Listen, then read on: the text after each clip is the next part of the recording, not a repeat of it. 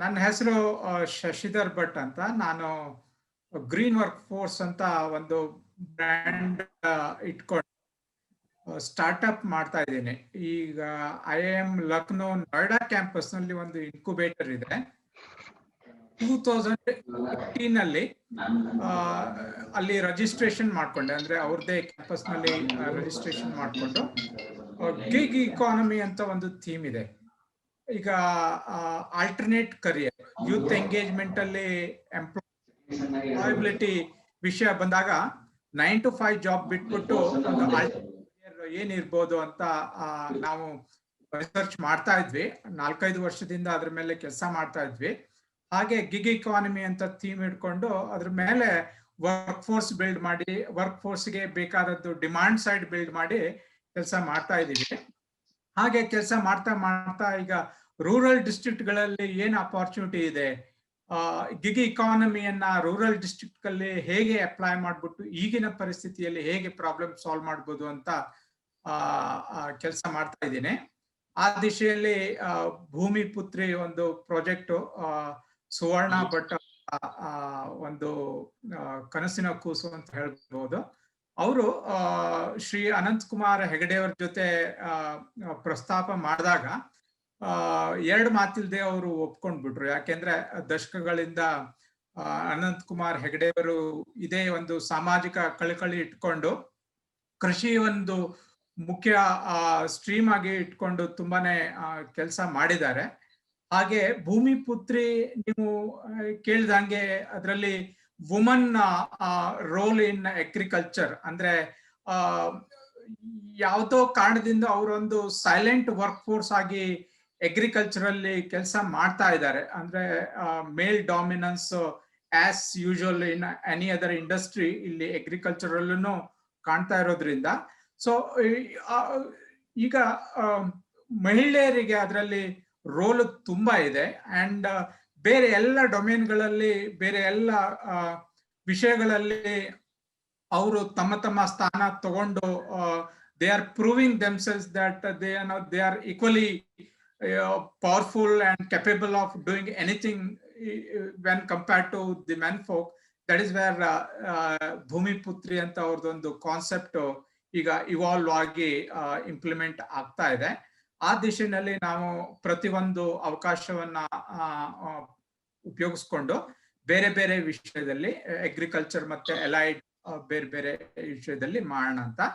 So World Soil Day, Food and Agricultural Organization, United Nations ಒಂದು ಅಂಗ, ಅವರಿಂದ ಈಗ ಆಚರಿಸಲ್ಪಟ್ಟ ಇದೊಂದು ಇವೆಂಟ್ಗೆ ನಮ್ಮದೊಂದು ಚಿಕ್ಕ ಯೋಗದಾನ ಅಂದ್ಬಿಟ್ಟು ನಮ್ಮೊಟ್ಟಿಗೆ ನೀವೆಲ್ಲ ಬಂದಿದ್ದಕ್ಕೆ ತುಂಬಾ ಖುಷಿ ಆಗ್ತಾ ಇದೆ. ಯಾಕೆಂದ್ರೆ ತಿಳಿದವರು ನಮ್ಮೊಟ್ಟಿಗೆ ನೀವೆಲ್ಲ ಬಂದು ಇದೊಂದು ಒಂದು ಕಂಟೆಂಟ್, ಅಂದ್ರೆ ಮಣ್ಣು ನಮ್ಗೆ ಎಷ್ಟು ಮುಖ್ಯ ಅಂತ ಒಂದು ನಮ್ಮ ಗ್ರೂಪ್, ನಮ್ಮ ಒಂದು ಸಮುದಾಯಕ್ಕೆ ಹೇಳಲಿಕ್ಕೆ ನಾವು ಪ್ರೈಮರಿಯಾಗಿ ಉತ್ತರ ಕನ್ನಡ ಜಿಲ್ಲೆಯಿಂದ ಆರಂಭ. ಸಿರ್ಸಿ ನಿಮ್ಗೆ ಗೊತ್ತಿರ್ಬೋದು, ಪಕ್ಕದಲ್ಲಿ ಗೋವಾ ಇದೆ, ಮಂಗಳೂರು ಇದೆ, ಉಡುಪಿ ಮಂಗಳೂರು ಇದೆ. ಹಾಗಿದ್ದೂ ಇದೊಂದು ಜಿಲ್ಲೆ ಯುನಿಕ್ ಆಗಿ ಪೊಸಿಷನ್ ಆಗಿದೆ. ಅದಕ್ಕೆ ಈ ಸಂಸ್ಥೆಯ ಒಂದು ಕೊಡುಗೆಯನ್ನು ಇದೆ, ಕದಂಬ ಫೌಂಡೇಶನ್ ಕೊಡುಗೆಯನ್ನು ಇದೆ. ಹಾಗೆ ಕರ್ನಾಟಕ ಅಂತ ನಮ್ದು ಒಂದು ಟೆರಿಟರಿ ಇಟ್ಕೊಂಡು ಕನ್ನಡದಲ್ಲೇನೆ ಒಂದು ವಿಷಯ ಮಾಡ್ಬೋದು ಅಂತ ಹಾಗೆ ನಿಮ್ಮೆಲ್ಲರಿಗೂ ನಾವು ಇನ್ವಿಟೇಷನ್ ಕಳ್ಸಿದ್ವಿ. ಸೊ ಈ ಮೊದಲೇ ಕೆಲವು ವಿಷಯಗಳನ್ನ ಪ್ರಸ್ತಾಪ ಮಾಡಿದಾಗೆ I request doctor Chandrashekhar to begin with. ಒಂದೆರಡು ಶಬ್ದಗಳಲ್ಲಿ ನಿಮ್ಮ ಪರಿಚಯ ಆಗಲಿ, ಹಾಗೆ you can set the foundation for the discussion to move on. Sir ನಮಸ್ಕಾರ. ಶಶಿಧರ್ ಭಟ್ ಅವರಿಗೆ ಮೊದಲನೇದಾಗಿ ಈ ಅವಕಾಶ ಕೊಟ್ಟಂತ ಕದಂಬ ಸಂಸ್ಥೆ ಮತ್ತೆ ಭೂಮಿ ಪುತ್ರಿ ಮತ್ತೆ ಶಶಿಧರ್ ಭಟ್ ಅವರಿಗೆ ನನಗೆ ಕೃತಜ್ಞತೆಗಳು. ಇದು ತುಂಬಾ ಇಂಪಾರ್ಟೆಂಟ್ ದಿವಸ ಇದು, ಇಂಟರ್ನ್ಯಾಷನಲ್ ಸಾಯಿಲ್ಸ್ ಡೇ. ಇದಕ್ಕೆ ನೀವು national institute of agriculture extension ಮ್ಯಾನೇಜರ್ನ, ಅದರ ಡೈರೆಕ್ಟರ್ ಜನರಲ್ ಅನ್ನ ಇನ್ವೈಟ್ ಮಾಡಿದ್ದೀರಾ. ನಮ್ಮ ಸಂಸ್ಥೆಯಲ್ಲಿ ನಡೀತಾ ಇರ್ತಕ್ಕಂಥ ಕಾರ್ಯಕ್ರಮಗಳ ಬಗ್ಗೆ ಅಥವಾ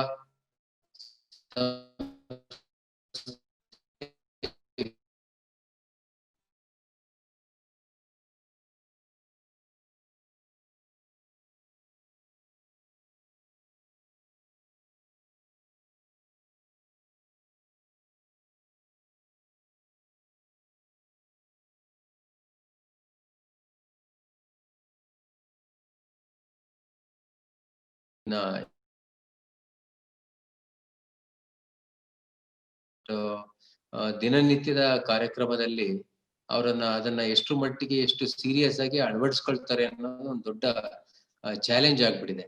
ಸೊ ನಮ್ಮಲ್ಲಿ ಕೃಷಿ ವಿಸ್ತರಣೆ ಆಗಿರ್ಬೋದು, ವಿಜ್ಞಾನಿಗಳಾಗಿರ್ಬೋದು, ಇವರಿಗೆ ದೊಡ್ಡ ಚಾಲೆಂಜ್ ಏನು ಅಂದ್ರೆ ರೈತರಿಗೆ ಮನವರಿಕೆ ಆಗೋ ತರದಲ್ಲಿ ಅಥವಾ ಕೃಷಿ ಮಾಡ್ತಾ ಇರ್ತಕ್ಕಂತ ಜನಸಾಮಾನ್ಯರಿಗೆ ಮನವರಿಕೆ ಆಗೋ ತರದಲ್ಲಿ ಈ ಮಣ್ಣಿನ ಮಹತ್ವದ ಬಗ್ಗೆ ಯಾವ ತರ ತಿಳುವಳಿಕೆ ಕ್ರಿಯೇಟ್ ಮಾಡ್ಬೇಕು, ದಿನನಿತ್ಯದಲ್ಲಿ ಅವರು ಯಾವ ತರ ಅದನ್ನ ಅಳವಡಿಸ್ಕೊಳ್ಬೇಕು ಅಂತ ಹೇಳೋದನ್ನ ಇದ್ರ ಬಗ್ಗೆ ಕೆಲವು ವಿಚಾರನ ನಾವು ಇದರಲ್ಲಿ ಡಿಸ್ಕಸ್ ಮಾಡೋದು ಒಳ್ಳೇದು ಅಂತ ಅನ್ಸುತ್ತೆ. ಮತ್ತೆ ಅಂತಾರಾಷ್ಟ್ರೀಯ ಮಟ್ಟದಲ್ಲಾಗಿರ್ಬೋದು, ರಾಷ್ಟ್ರೀಯ ಮಟ್ಟದಲ್ಲಾಗಿರ್ಬೋದು ಕೆಲವು ಇನೋವೇಷನ್ಸ್ ಎಲ್ಲ ನಡೀತಾ ಇದೆ, ರೈತರಿಗೋಸ್ಕರ ಆಗಿರ್ಬೋದು ಮತ್ತೆ ರೈತರ ಮಕ್ಕಳಿಗೋಸ್ಕರ ಆಗಿರ್ಬೋದು. ಇದ್ರ ಬಗ್ಗೆನೂ ನಾವು ಡಿಸ್ಕಸ್ ಮಾಡೋದ್ರಿಂದ ಮುಂದೆ ಯಾವ ತರ ಮುಂದುವರಿಬಹುದು ಈ ವಿಚಾರದಲ್ಲಿ ಅನ್ನೋದ್ರನ್ನು ನಾವು ವಿಮರ್ಶೆ ಮಾಡಬಹುದು. ಸೊ ತುಂಬಾ ಒಳ್ಳೆ ಕಾರ್ಯಕ್ರಮ. ಕೋವಿಡ್ ಅಲ್ಲಿ ಎಲ್ಲ ಒಂಥರ ಸ್ಲೋ ಆಗಿದೆ ಅಂತ ಅನ್ಕೊಳ್ಬೇಕಾದ್ರೆ ಈಗ ಶಶಿಧರ್ ಭಟ್ ಅವರ ಸಾರಥ್ಯದಲ್ಲಿ ಈ ಕದಂಬ ಮತ್ತೆ ಭೂಮಿಪುತ್ರಿ ಅವರ ಸಹಯೋಗ, ಮತ್ತೆ ನನ್ನ ಕೊಲೀಗ್ಸ್ ಇದ್ದಾರೆ, ಡಾಕ್ಟರ್ ಮಹಾಂತೇಶ್ ಪಾಟೀಲ್ ಅವರು ಮತ್ತೆ ಕ್ಷಮಾ ಪಾಟೀಲ್ ಅವರು ಇದ್ದಾರೆ. ಇವತ್ತು ನಾವೆಲ್ಲರೂ ಇದ್ರ ಬಗ್ಗೆ ಅವಕಾಶ ಕೊಟ್ಟಂತ ಶಶಿಧರ್ ಅವರಿಗೆ ನಮಸ್ಕಾರಗಳು. ನಾವು ಮುಂದುವರಿಯೋಣ ಈ ಡಿಸ್ಕಷನ್, ಈ ವಿಚಾರಗಳ ಬಗ್ಗೆ. Thank you so much. Doctor Mahantesh ಅವರು ಒಂದು ಇಂಟ್ರೊಡಕ್ಷನ್ ಮಾಡಿಕೊಂಡು ಆಮೇಲೆ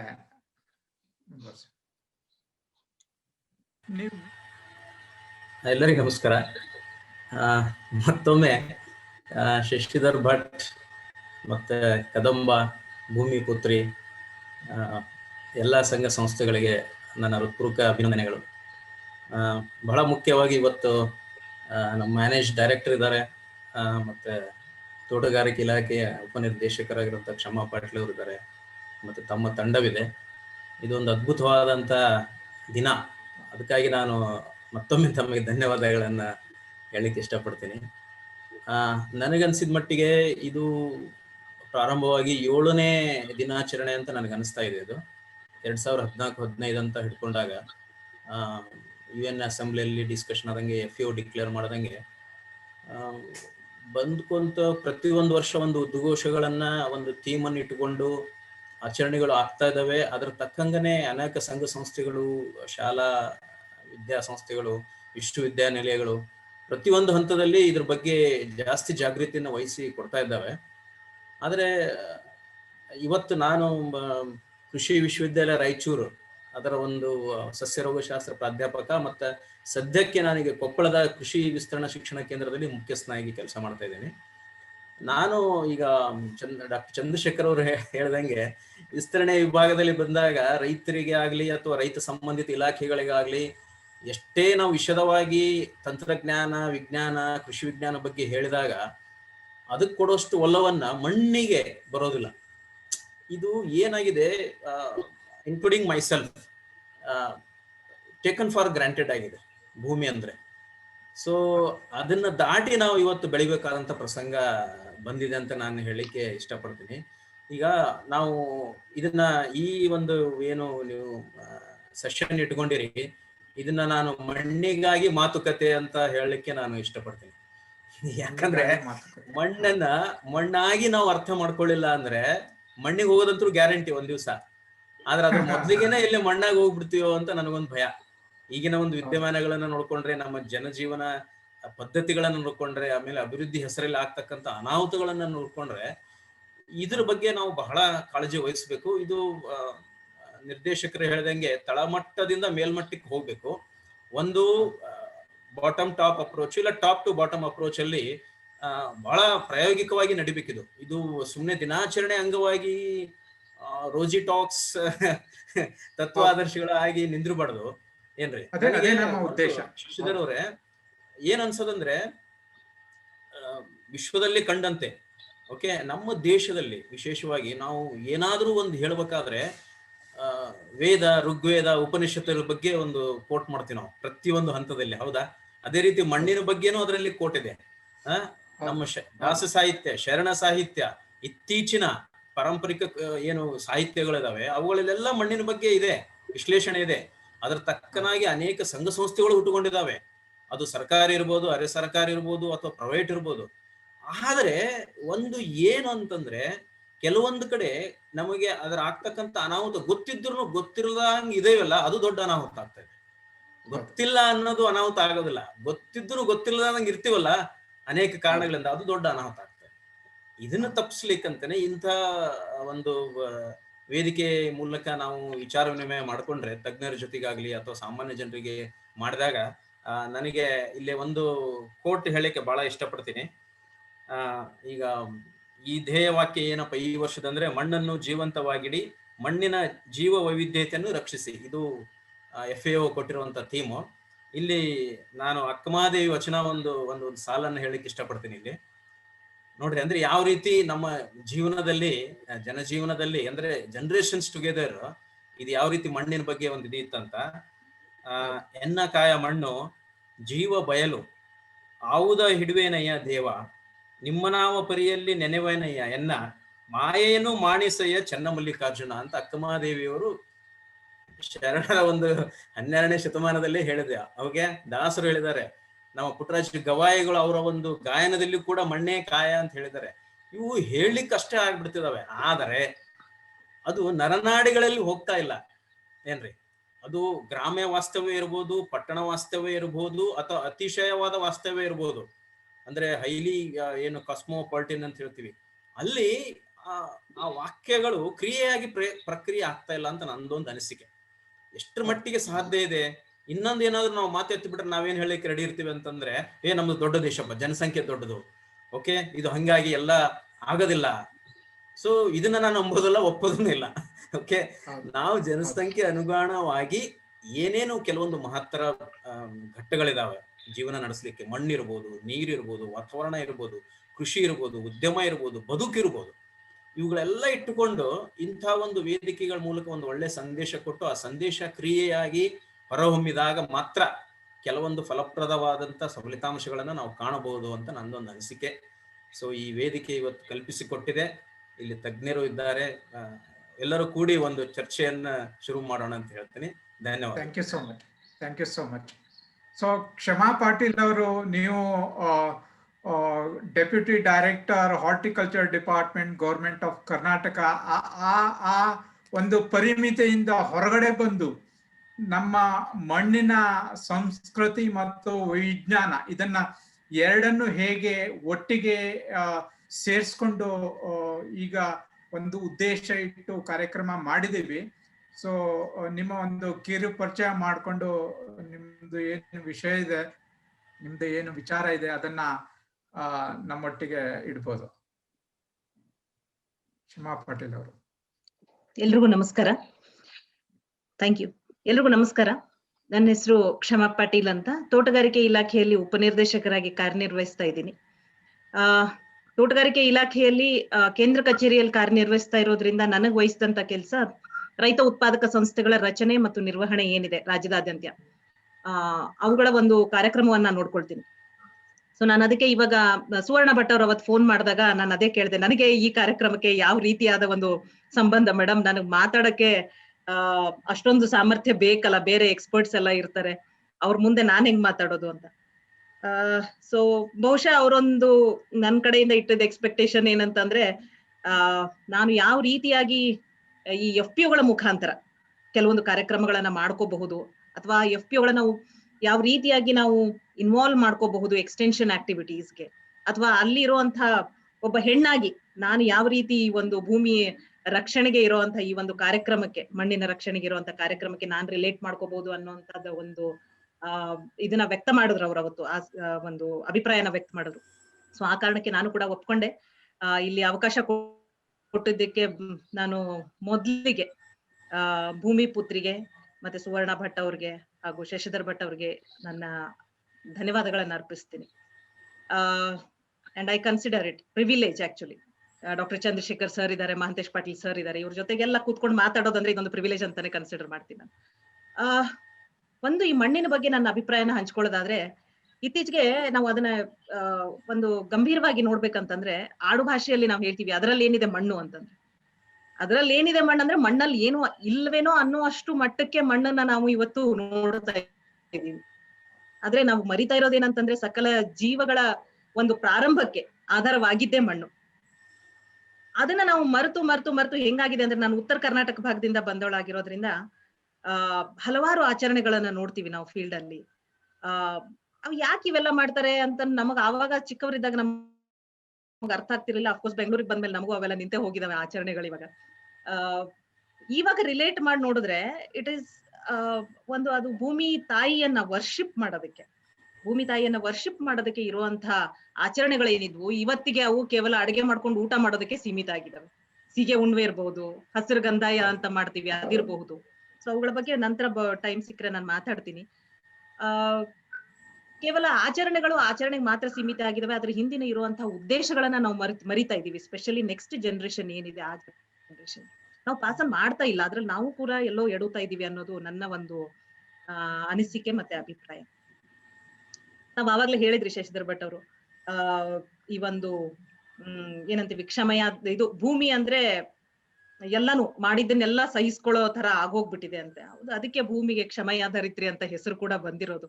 ಬಟ್ ಅದು ಅನ್ಫಾರ್ಚುನೇಟ್, ನಾವು ಟ್ರೀಟ್ ಮಾಡಿಸ್ಕೊಂಡು ಹೋಗ್ತಾ ಇದೆ. But what we are forgetting, long term ಅಲ್ಲಿ ಅದರಿಂದ ಆಗುವಂತ ಇಫೆಕ್ಟ್ ಗಳು ಏನಿದಾವೆ ಮುಂದಿನ ದಿನಗಳಲ್ಲಿ, ಅದನ್ನ ನಾವು ಮರಿತಾ ಇದೀವಿ. ಸೊ ನೆಕ್ಸ್ಟ್ ಜನರೇಷನ್ಗೆ ನಾವು ಈ ಭೂಮಿ ಪುತ್ರಿಯ ಒಂದು ಕಾರ್ಯಕ್ರಮದ ಮುಖಾಂತರ ಮುಂದಿನ ಜನರೇಷನ್ಗೆ ನಾವು ಅದರ ಅರಿವನ್ನ ಮೂಡಿಸುವಂತ ಕಾರ್ಯಕ್ರಮ ಆಗ್ಬೇಕಾಗಿದೆ. ಕಮಿಂಗ್ ಟು ನನ್ನ ಒಂದು ಕೆಲಸದ ಪರಿಮಿತಿ ಏನಿದೆ, ಅದರಲ್ಲಿ ನಾವು ಯಾವ ರೀತಿಯಾಗಿ ಮಾಡ್ಕೋಬಹುದು. ಮಹಂತೇಶ್ ಪಾಟೀಲ್ ಸರ್ ಹೇಳಿದ್ರು ಎಕ್ಸ್ಟೆನ್ಷನ್ ಆಕ್ಟಿವಿಟೀಸ್ ಬಗ್ಗೆ. ವಿಸ್ತರಣಾ ಕಾರ್ಯಕ್ರಮಗಳಲ್ಲಿ ಈ FPOಗಳ ಏನು ಒಂದು ಪಾತ್ರ ಇದೆ, ರೈತ ಉತ್ಪಾದಕ ಸಂಸ್ಥೆಗಳ ಒಂದು ಪಾತ್ರ ಏನಿದೆ, ಅದನ್ನ ನಾವು ಇನ್ನೂ ಗಟ್ಟಿ ಮಾಡುವಂತ ಒಂದು ಸಮಯ ಬಂದಿದೆ ಅಂತ ನಾನು ಹೇಳ್ಬಯಸ್ತೇನೆ. ಯಾಕಂದ್ರೆ ಸುಮಾರು ಒಂದು ಇನಿಷಿಯೇಟಿವ್ಗಳಿರಬಹುದು, ರಿಸರ್ಚ್ ಗಳಾಗಿರುವಂತದ್ದು ಇರಬಹುದು, ನಾವು ನೇರವಾಗಿ ರೈತರಿಗೆ ಎಲ್ಲೆಲ್ಲಿ ತಲುಪ್ಸಕ್ ಆಗ್ತಾ ಇಲ್ಲ, ಪ್ರತಿಯೊಬ್ಬ ರೈತನಿಗೆ ಅದನ್ನ FPOಗಳ ಮುಖಾಂತರ ತಲುಪಿಸುವಂತ ಒಂದು ಕಾರ್ಯಕ್ರಮವನ್ನು ಕೂಡ ನಾವು ಹಮ್ಮಿಕೊಳ್ಬಹುದಾಗಿದೆ. ಎಲ್ಲಿ ನಾವು KVKಗೆ ಲಿಂಕ್ ಮಾಡಿದೀವಿ, ಎಲ್ಲಿ ಯೂನಿವರ್ಸಿಟಿಗೆ ಲಿಂಕ್ ಮಾಡಿ ನಾವು ಕಾರ್ಯಕ್ರಮಗಳನ್ನು ಮಾಡ್ತಾ ಇದೀವಿ, ಅಲ್ಲಿ ಎಲ್ಲ ಕೂಡ ನಮ್ಗೆ ಉತ್ತಮ ಪ್ರತಿಕ್ರಿಯೆಗಳು ವ್ಯಕ್ತ ಆಗ್ತಾ ಇದೆ. ರೈತರು ಕೂಡ ತುಂಬಾ ಖುಷಿ ವ್ಯಕ್ತಪಡಿಸ್ತಾರೆ. ಸೊ ಇಷ್ಟು ಒಂದು ನನ್ನ ಅಭಿಪ್ರಾಯ. ಅದ್ರ ಜೊತೆಗೆ ಇವಾಗ ಏನು ಭೂಮಿ ಪುತ್ರಿಯ ಇನಿಷಿಯೇಟಿವ್ ಇದಾವೆ, ಅದರಲ್ಲೂ ಕೂಡ ನಾವು ಆಕ್ಟಿವ್ ಆಗಿ, ನೀವು ಯಾವ ರೀಜನ್ ಅಲ್ಲಿ ಹೇಳ್ತೀರಿ ಆ ರೀಜನ್ ಅಲ್ಲಿ ನಾವು ಕೆಲಸ ಕೂಡ ಮಾಡಬಹುದಾಗಿದೆ. ಮಣ್ಣಿನ ಒಂದು ಮಹತ್ವ ಏನಿದೆ, ಇವಾಗ ನೌ ಆರ್ ನೆವರ್ ಅನ್ನೋದನ್ನ ನಾವೆಲ್ಲರೂ ಕೂಡ ಅರ್ಥ ಮಾಡ್ಕೊಳ್ಳೋ ಅಂತ ಸಮಯ ಇದು ಈಗ ಆಗಿದೆ. ಮಣ್ಣಲ್ಲಿ ಏನಿದೆ ಅನ್ನೋ ಬದಲು ಮಣ್ಣಲ್ಲೇ ಎಲ್ಲ ಇದೆ. ಮಣ್ಣು ಕೂಡ ಒಂದು ಏನಂತೀವಿ ಮೈಕ್ರೋ ಆರ್ಗ್ಯಾನಿಸಮ್ಗಳಿಗೆ ಅದು ಒಂದು ತಾಯಿಯ ರೂಪದಲ್ಲಿ ಕೆಲಸ ಮಾಡುತ್ತೆ. ಸೊ ಅದನ್ನ ನಾವು ರಕ್ಷಿಸೋದು ಇವತ್ತಿನ ಒಂದು ಪ್ರಥಮ ಆದ್ಯತೆ ಆಗಿದೆ ಅನ್ನೋದು ನನ್ನ ಒಂದು ಅಭಿಪ್ರಾಯ. ಸೊ ಈ ಒಂದು ಕಾರ್ಯಕ್ರಮದ ಮುಖಾಂತರ ಸಾಧ್ಯವಾದಷ್ಟು ಜನರಿಗೆ ರೀಚ್ ಆಗೋದಕ್ಕೆ, ಸಾಧ್ಯವಾದಷ್ಟು ಜನರಿಗೆ ಈ ಒಂದು ವಿಚಾರಗಳನ್ನ ತಲುಪಿಸೋದಕ್ಕೆ ನೀವೇನ್ ಇನಿಷಿಯೇಟಿವ್ ಮಾಡ್ತಾ ಇದ್ದೀರಿ ಭೂಮಿ ಪುತ್ರಿ ಮುಖಾಂತರ, ಅದಕ್ಕೆ ನನ್ನ ಅಭಿನಂದನೆ. ತುಂಬಾ ಥ್ಯಾಂಕ್ ಯು. ಯಾಕೆಂದ್ರೆ ಈ ಒಂದು ಪರಿಚಯ 3 ಜನರದ್ದು ಒಂದು ಬೇಸ್ ಇಟ್ಕೊಂಡು, ಈಗ ಚಂದ್ರಶೇಖರ್ ಅವರು ತಮ್ಮ ಅನುಭವವನ್ನ, ಯಾಕೆಂದ್ರೆ ಬರೇ ನಮ್ಮ ದೇಶದಲ್ಲಿ ಅಷ್ಟೇ ಅಲ್ಲ, ಹೊರಗಡೆ ಪ್ರಪಂಚದಾದ್ಯಂತ ಡೆವಲಪ್ಮೆಂಟ್ ಸೈಂಟಿಫಿಕಲಿ ಅವರು ಎಕ್ಸ್ಟೆನ್ಷನ್ ವಿಭಾಗದಲ್ಲಿ ಇರೋದ್ರಿಂದ ತುಂಬಾ ರಿಗರಸ್ಲಿ ಕೆಲಸ ಮಾಡಿದ್ದಾರೆ. ಹಾಗೆ ಆ ಒಂದು ಅನುಭವವನ್ನ ನಮ್ಮ ಭೂಮಿ ಪುತ್ರಿ ಅಂತ ಒಂದು ಚಾನೆಲ್ ಇಟ್ಕೊಂಡು mostly it is of a community activity, it is of a community approach and community initiative. ಆ ತರ ಹೇಗೆ ಇಂಟಿಗ್ರೇಟ್ ಮಾಡಿ ನಿಮ್ದು ಡಿಪಾರ್ಟ್ಮೆಂಟಲ್ ಇನಿಷಿಯೇಟಿವ್ಸ್ ಇರ್ಬೋದು ಅಥವಾ ಪರ್ಸನಲ್ ಎಕ್ಸ್ಪೀರಿಯನ್ಸ್ ಇರ್ಬೋದು, ಅದನ್ನ ಹೇಗೆ ನಮ್ಮ ಮಣ್ಣು ಅಥವಾ ಅದರದ್ದು ಈಗ ಆಲ್ರೆಡಿ ಡಿಸ್ಕಸ್ ಮಾಡ್ದಂಗೆ ಅದರದ್ದು ಇಂಪ್ರೂವ್ಮೆಂಟ್ಗೆ ಸಲಹೆ ಅಥವಾ ಗೈಡೆನ್ಸ್ ಇದ್ರೆ ಶೇರ್ ಮಾಡ್ಕೋಬಹುದು.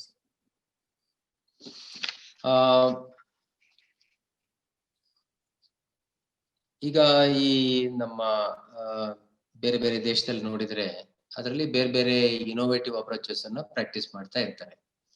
ಈಗ ನಮ್ಮ ದೇಶದಲ್ಲಿ ಟ್ರಾನ್ಸ್ಫರ್ ಆಫ್ ಟೆಕ್ನಾಲಜಿ ಬಗ್ಗೆ ಒಂದು ಅನಾಲಿಸಿಸ್ ಮಾಡಿದ್ರೆ ಈ 25 to 40% ನಾವ್ ಏನ್ ಟೆಕ್ನಾಲಜಿ ಜನರೇಟ್ ಮಾಡ್ತೀವಿ ಅದು ರೈತರ ಕೈಯಲ್ಲಿ ಇದೆ.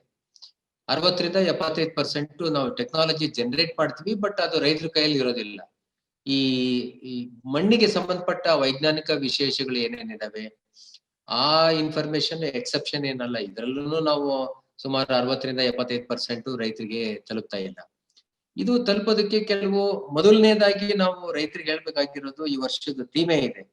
ನಾವು ಮಣ್ಣನ್ನ ಯಾವ ತರ ಜೀವಂತಾಗಿಡೋದು, ಅಂದ್ರೆ ಈಗ ಮಣ್ಣಲ್ಲಿ ಜೀವ ಇದೆ ಅನ್ನೋ ಒಂದು ಮಣ್ಣನ್ನ ಪೂಜೆ ಮಾಡೋದು ಒಂದು ಭಾಗ, ಬಟ್ ಮಣ್ಣಲ್ಲಿ ಜೀವ ಇದೆ ಅಂತ ನಂಬಿ ಅದಕ್ಕೆ ಸರಿಯಾಗಿ ರೆಸ್ಪಾನ್ಸ್ ಮಾಡೋದು ಇನ್ನೊಂದು ಭಾಗ. ಸೊ ಅದು ದಿನನಿತ್ಯದ ನಮ್ಮ ಕರ್ತವ್ಯದಲ್ಲಿ ಅದು ರಿಫ್ಲೆಕ್ಟ್ ಆಗ್ಬೇಕು. ಇದಕ್ಕೆ ಮಣ್ಣಿನಲ್ಲಿ ಜೀವ ಇದೆ ಅಂತ ಹೇಳಿ ನಾವು ಜನಸಾಮಾನ್ಯರಲ್ಲಿ ತಿಳುವಳಿಕೆ ಮೂಡಿಸೋದು ತುಂಬಾ ಇಂಪಾರ್ಟೆಂಟ್. ಫಾರ್ ಎಕ್ಸಾಂಪಲ್ ಈಗ ಕ್ಷಮಾ ಪಾಟೀಲ್ ಅವ್ರು ಹೇಳಿದ್ರು, ಈಗ ಆಡ್ ಮಾತಿನಲ್ಲಿ ನಾವು ಭೂಮಿ ಪೂಜೆ ಅಂತೂ ಮಾಡ್ತೀವಿ, ಬಟ್ ಆಡ್ ಮಾತಿಗೆ ಬಂದ್ರೆ ಮಣ್ಣಲ್ಲಿ ಏನಿದೆ ಅಂತ. ಸೊ ಮಣ್ಣಲ್ಲಿ ಏನು ಇಲ್ಲ ಅನ್ನೋ ಒಂದು ಕಲ್ಪನೆ ಜನಗಳ ಮನಸ್ಸಿನಲ್ಲಿದೆ. ಈಗ ನಮ್ಮಲ್ಲಿ ಜೈವಿಕ ವೈವಿಧ್ಯತೆ ತಗೊಂಡ್ರೆ ಈ ಪ್ರಪಂಚದಲ್ಲಿ 25 ಶತಮಾನ ಇರೋ ಜೈವಿಕ ವೈವಿಧ್ಯತೆ ಮಣ್ಣಲ್ಲಿದೆ. ಬಟ್ ಈ ಮಣ್ಣಲ್ಲಿರೋ ಜೈವಿಕ ವೈವಿಧ್ಯತೆ ಬಗ್ಗೆ ನಮಗಿರೋ ತಿಳುವಳಿಕೆ 1% ಮಾತ್ರ. 99% ನಮಗೆ ಗೊತ್ತಿಲ್ದಾನೆ ಇರೋ ಅನೇಕ ನೈಸರ್ಗಿಕ ವೈಚಿತ್ರ್ಯಗಳು ಈ ಭೂಮಿಯಲ್ಲಿ ನಡೀತಾ ಇರುತ್ತೆ. ನಂಬರ್ 1 ಈ ಸೈಂಟಿಸ್ಟಿಗೆ ಚಾಲೆಂಜ್ ಏನು ಅಂದ್ರೆ 99% ನಮಗೆ ಗೊತ್ತಿಲ್ದಾನೆ ಭೂಮಿಯಲ್ಲಿ ಏನೇನಾಗ್ತಾ ಇದೆ ಅದನ್ನ ಅರ್ಥ ಮಾಡ್ಕೊಂಡು ಅದು ಒಂದು ಭಾಗ, ಅರ್ಥ ಮಾಡ್ಕೊಂಡಿದ್ದನ್ನ ರೈತರ ಕೈಗೆ ಇಡೋದು ಅದು ಎರಡನೇ ಭಾಗ. ಇನ್ನೊಂದು, ಈಗ ನಮ್ಮಲ್ಲಿ ಎಷ್ಟು ವೈವಿಧ್ಯತೆ ಇದೆ, ಆಮೇಲೆ ವಿಶಾಲವಾಗಿದೆ ಈ ಮಣ್ಣಿನ ವೈಜ್ಞಾನಿಕ ಸಾಮ್ರಾಜ್ಯ ಅಂತ ಹೇಳಿದ್ರೆ, ನೀವು ಒಂದು ಚಮಚ ಮಣ್ಣು ತಗೊಂಡ್ರೆ ಅದ್ರಲ್ಲಿ ಬರೋ ಈ ಮೈಕ್ರೋಬ್ಸ್ ಏನಿದೆ ಇದ್ರ ಸಂಖ್ಯೆ ಈ ಪ್ರಪಂಚದಲ್ಲಿರೋ ಜನಸಂಖ್ಯೆಗಿಂತ ಜಾಸ್ತಿ ಇದೆ. ಒಂದೇ ಒಂದು ಚಮಚದಲ್ಲಿ ತಗೊಂಡ್ರೆ ಇರೋಂತ ಮೈಕ್ರೋಬ್ಸಿನ ಸಂಖ್ಯೆ ಪ್ರಪಂಚದಲ್ಲಿರೋ ಜನಸಂಖ್ಯೆಗಿಂತ ಜಾಸ್ತಿ ಇದೆ. 8.6 ಬಿಲಿಯನ್ ಪಾಪ್ಯುಲೇಷನ್ ಇದೆ. ಸೊ ನಮ್ಗೆ ಅರ್ಥ ಆಗುತ್ತೆ ಇದು ಒಂದು ವಿಶೇಷವಾದಂತ ಒಂದು ಪ್ರಪಂಚ. ಈ ಪ್ರಪಂಚದಲ್ಲಿ ನಡೆಯತಕ್ಕಂತ ಅನೇಕ ಕುತೂಹಲಕಾರಿ ಏನು ನಡೆಯುತ್ತೆ ಅದನ್ನ ವಿಜ್ಞಾನಿಗಳು ಅರ್ಥ ಮಾಡ್ಕೊಂಡು ರೈತರಿಗೆ ತಲುಪಿಸೋ ಕೆಲಸ ಆಗ್ಬೇಕು. So this is number 1. Number 2, ಈಗ ಮಣ್ಣು ನಮಗೆ ದಿನನಿತ್ಯದ ಜೀವನದಲ್ಲಿ ತುಂಬಾ ಇಂಪಾರ್ಟೆಂಟ್ ಸ್ಥಾನ ಪಡೆಯುತ್ತೆ. ಒಂದು, ನಾವ್ ಹೇಳ್ತೀವಿ ನಾವು ಈ ಪ್ಲಾನೆಟ್ ಅನ್ನ ಸಂರಕ್ಷಣೆ ಮಾಡ್ಬೇಕು, ನಾವು ಭೂಮಿಯನ್ನ ಸಂರಕ್ಷಣೆ ಮಾಡ್ಬೇಕು. ಭೂಮಿಯನ್ನು ಸಂರಕ್ಷಣೆ ಮಾಡೋದಂದ್ರೆ ಏನು?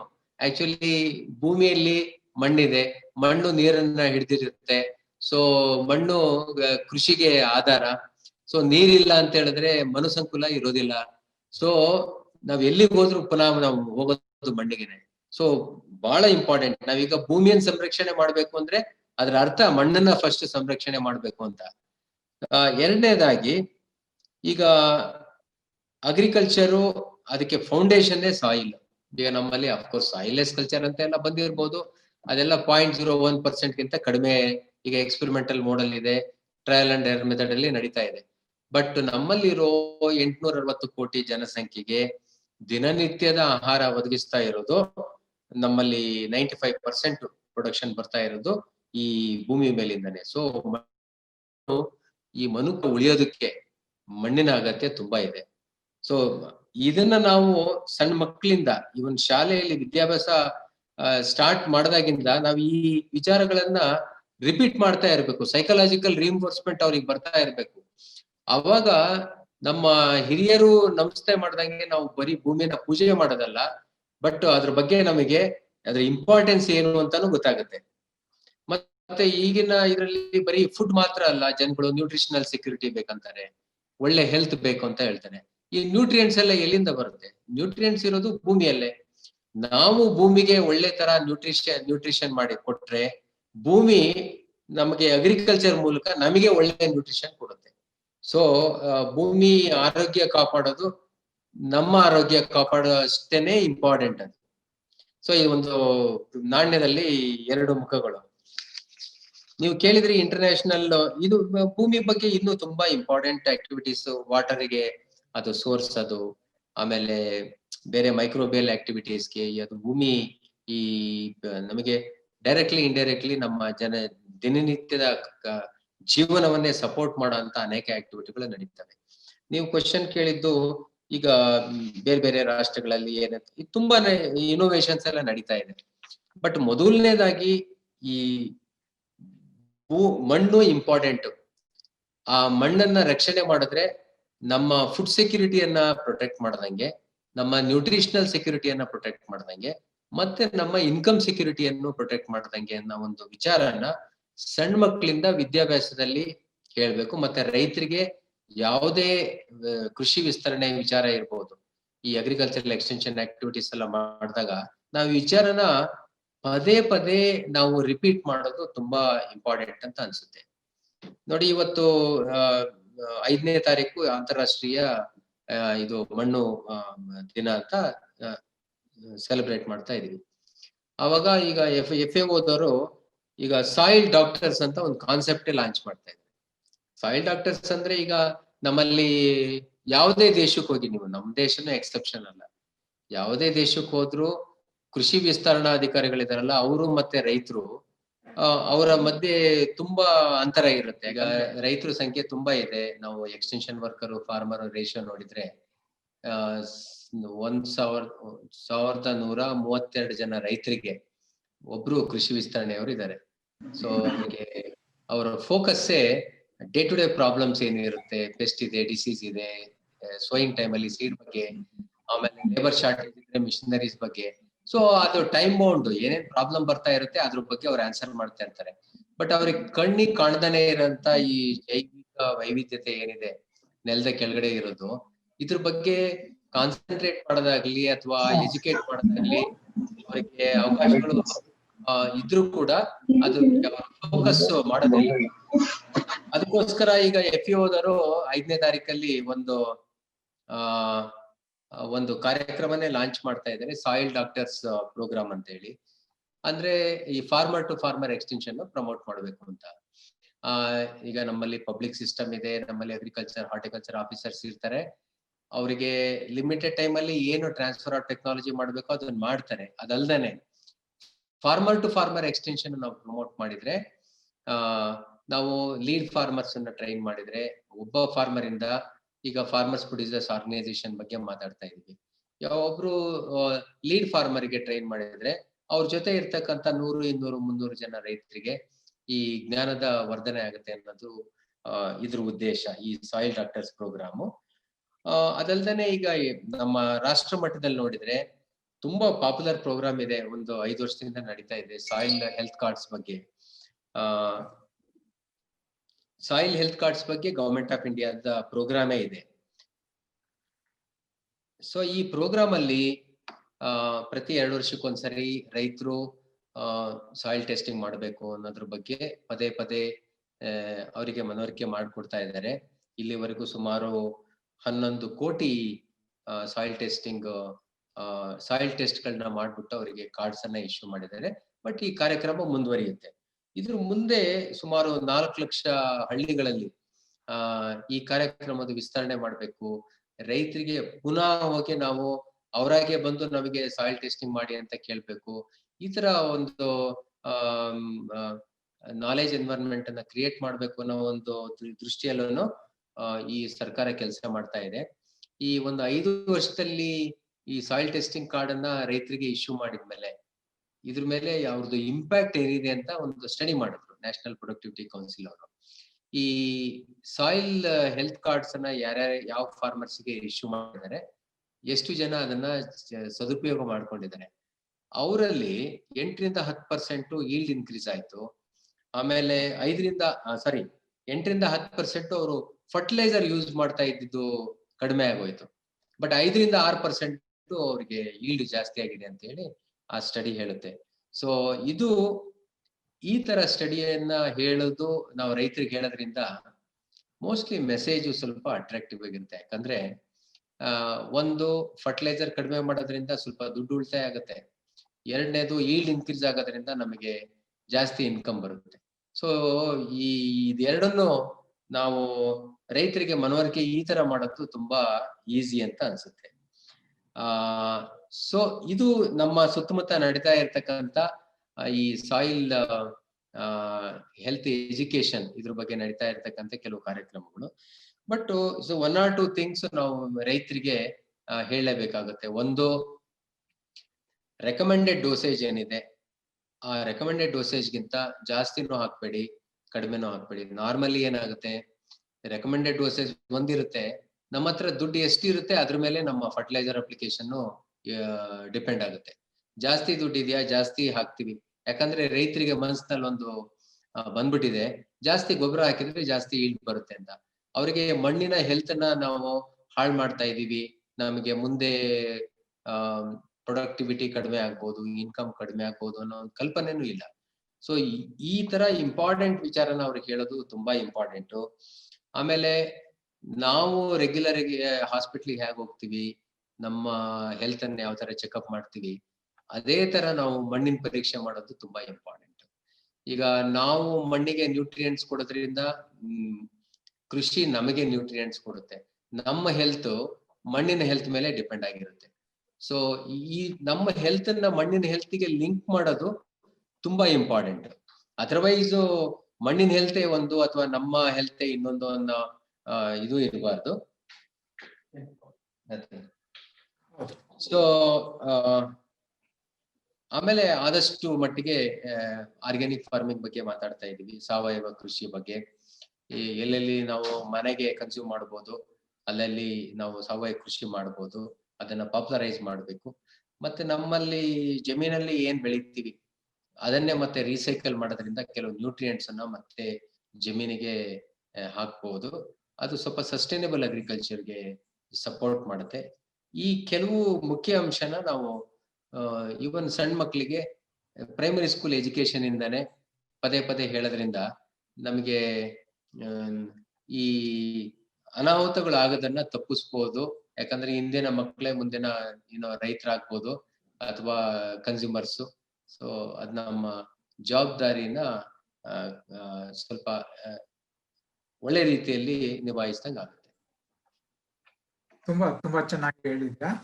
ಆಕ್ಚುಲಿ ಪ್ರೊಫೆಷನ್ಗೆ ರಿಲೇಟೆಡ್ ಏನು ಎಕ್ಸ್ಪೀರಿಯನ್ಸ್ ಇದೆಯಲ್ಲ ಅದನ್ನ ಈಗ ಆ ಕಮ್ಯುನಿಟಿ ಮೂಲಕ ಇಂಪ್ಲಿಮೆಂಟ್ ಮಾಡ್ಲಿಕ್ಕೆ ಈ ವಿಚಾರಗಳು ತುಂಬಾ ಮುಖ್ಯವಾದದ್ದು.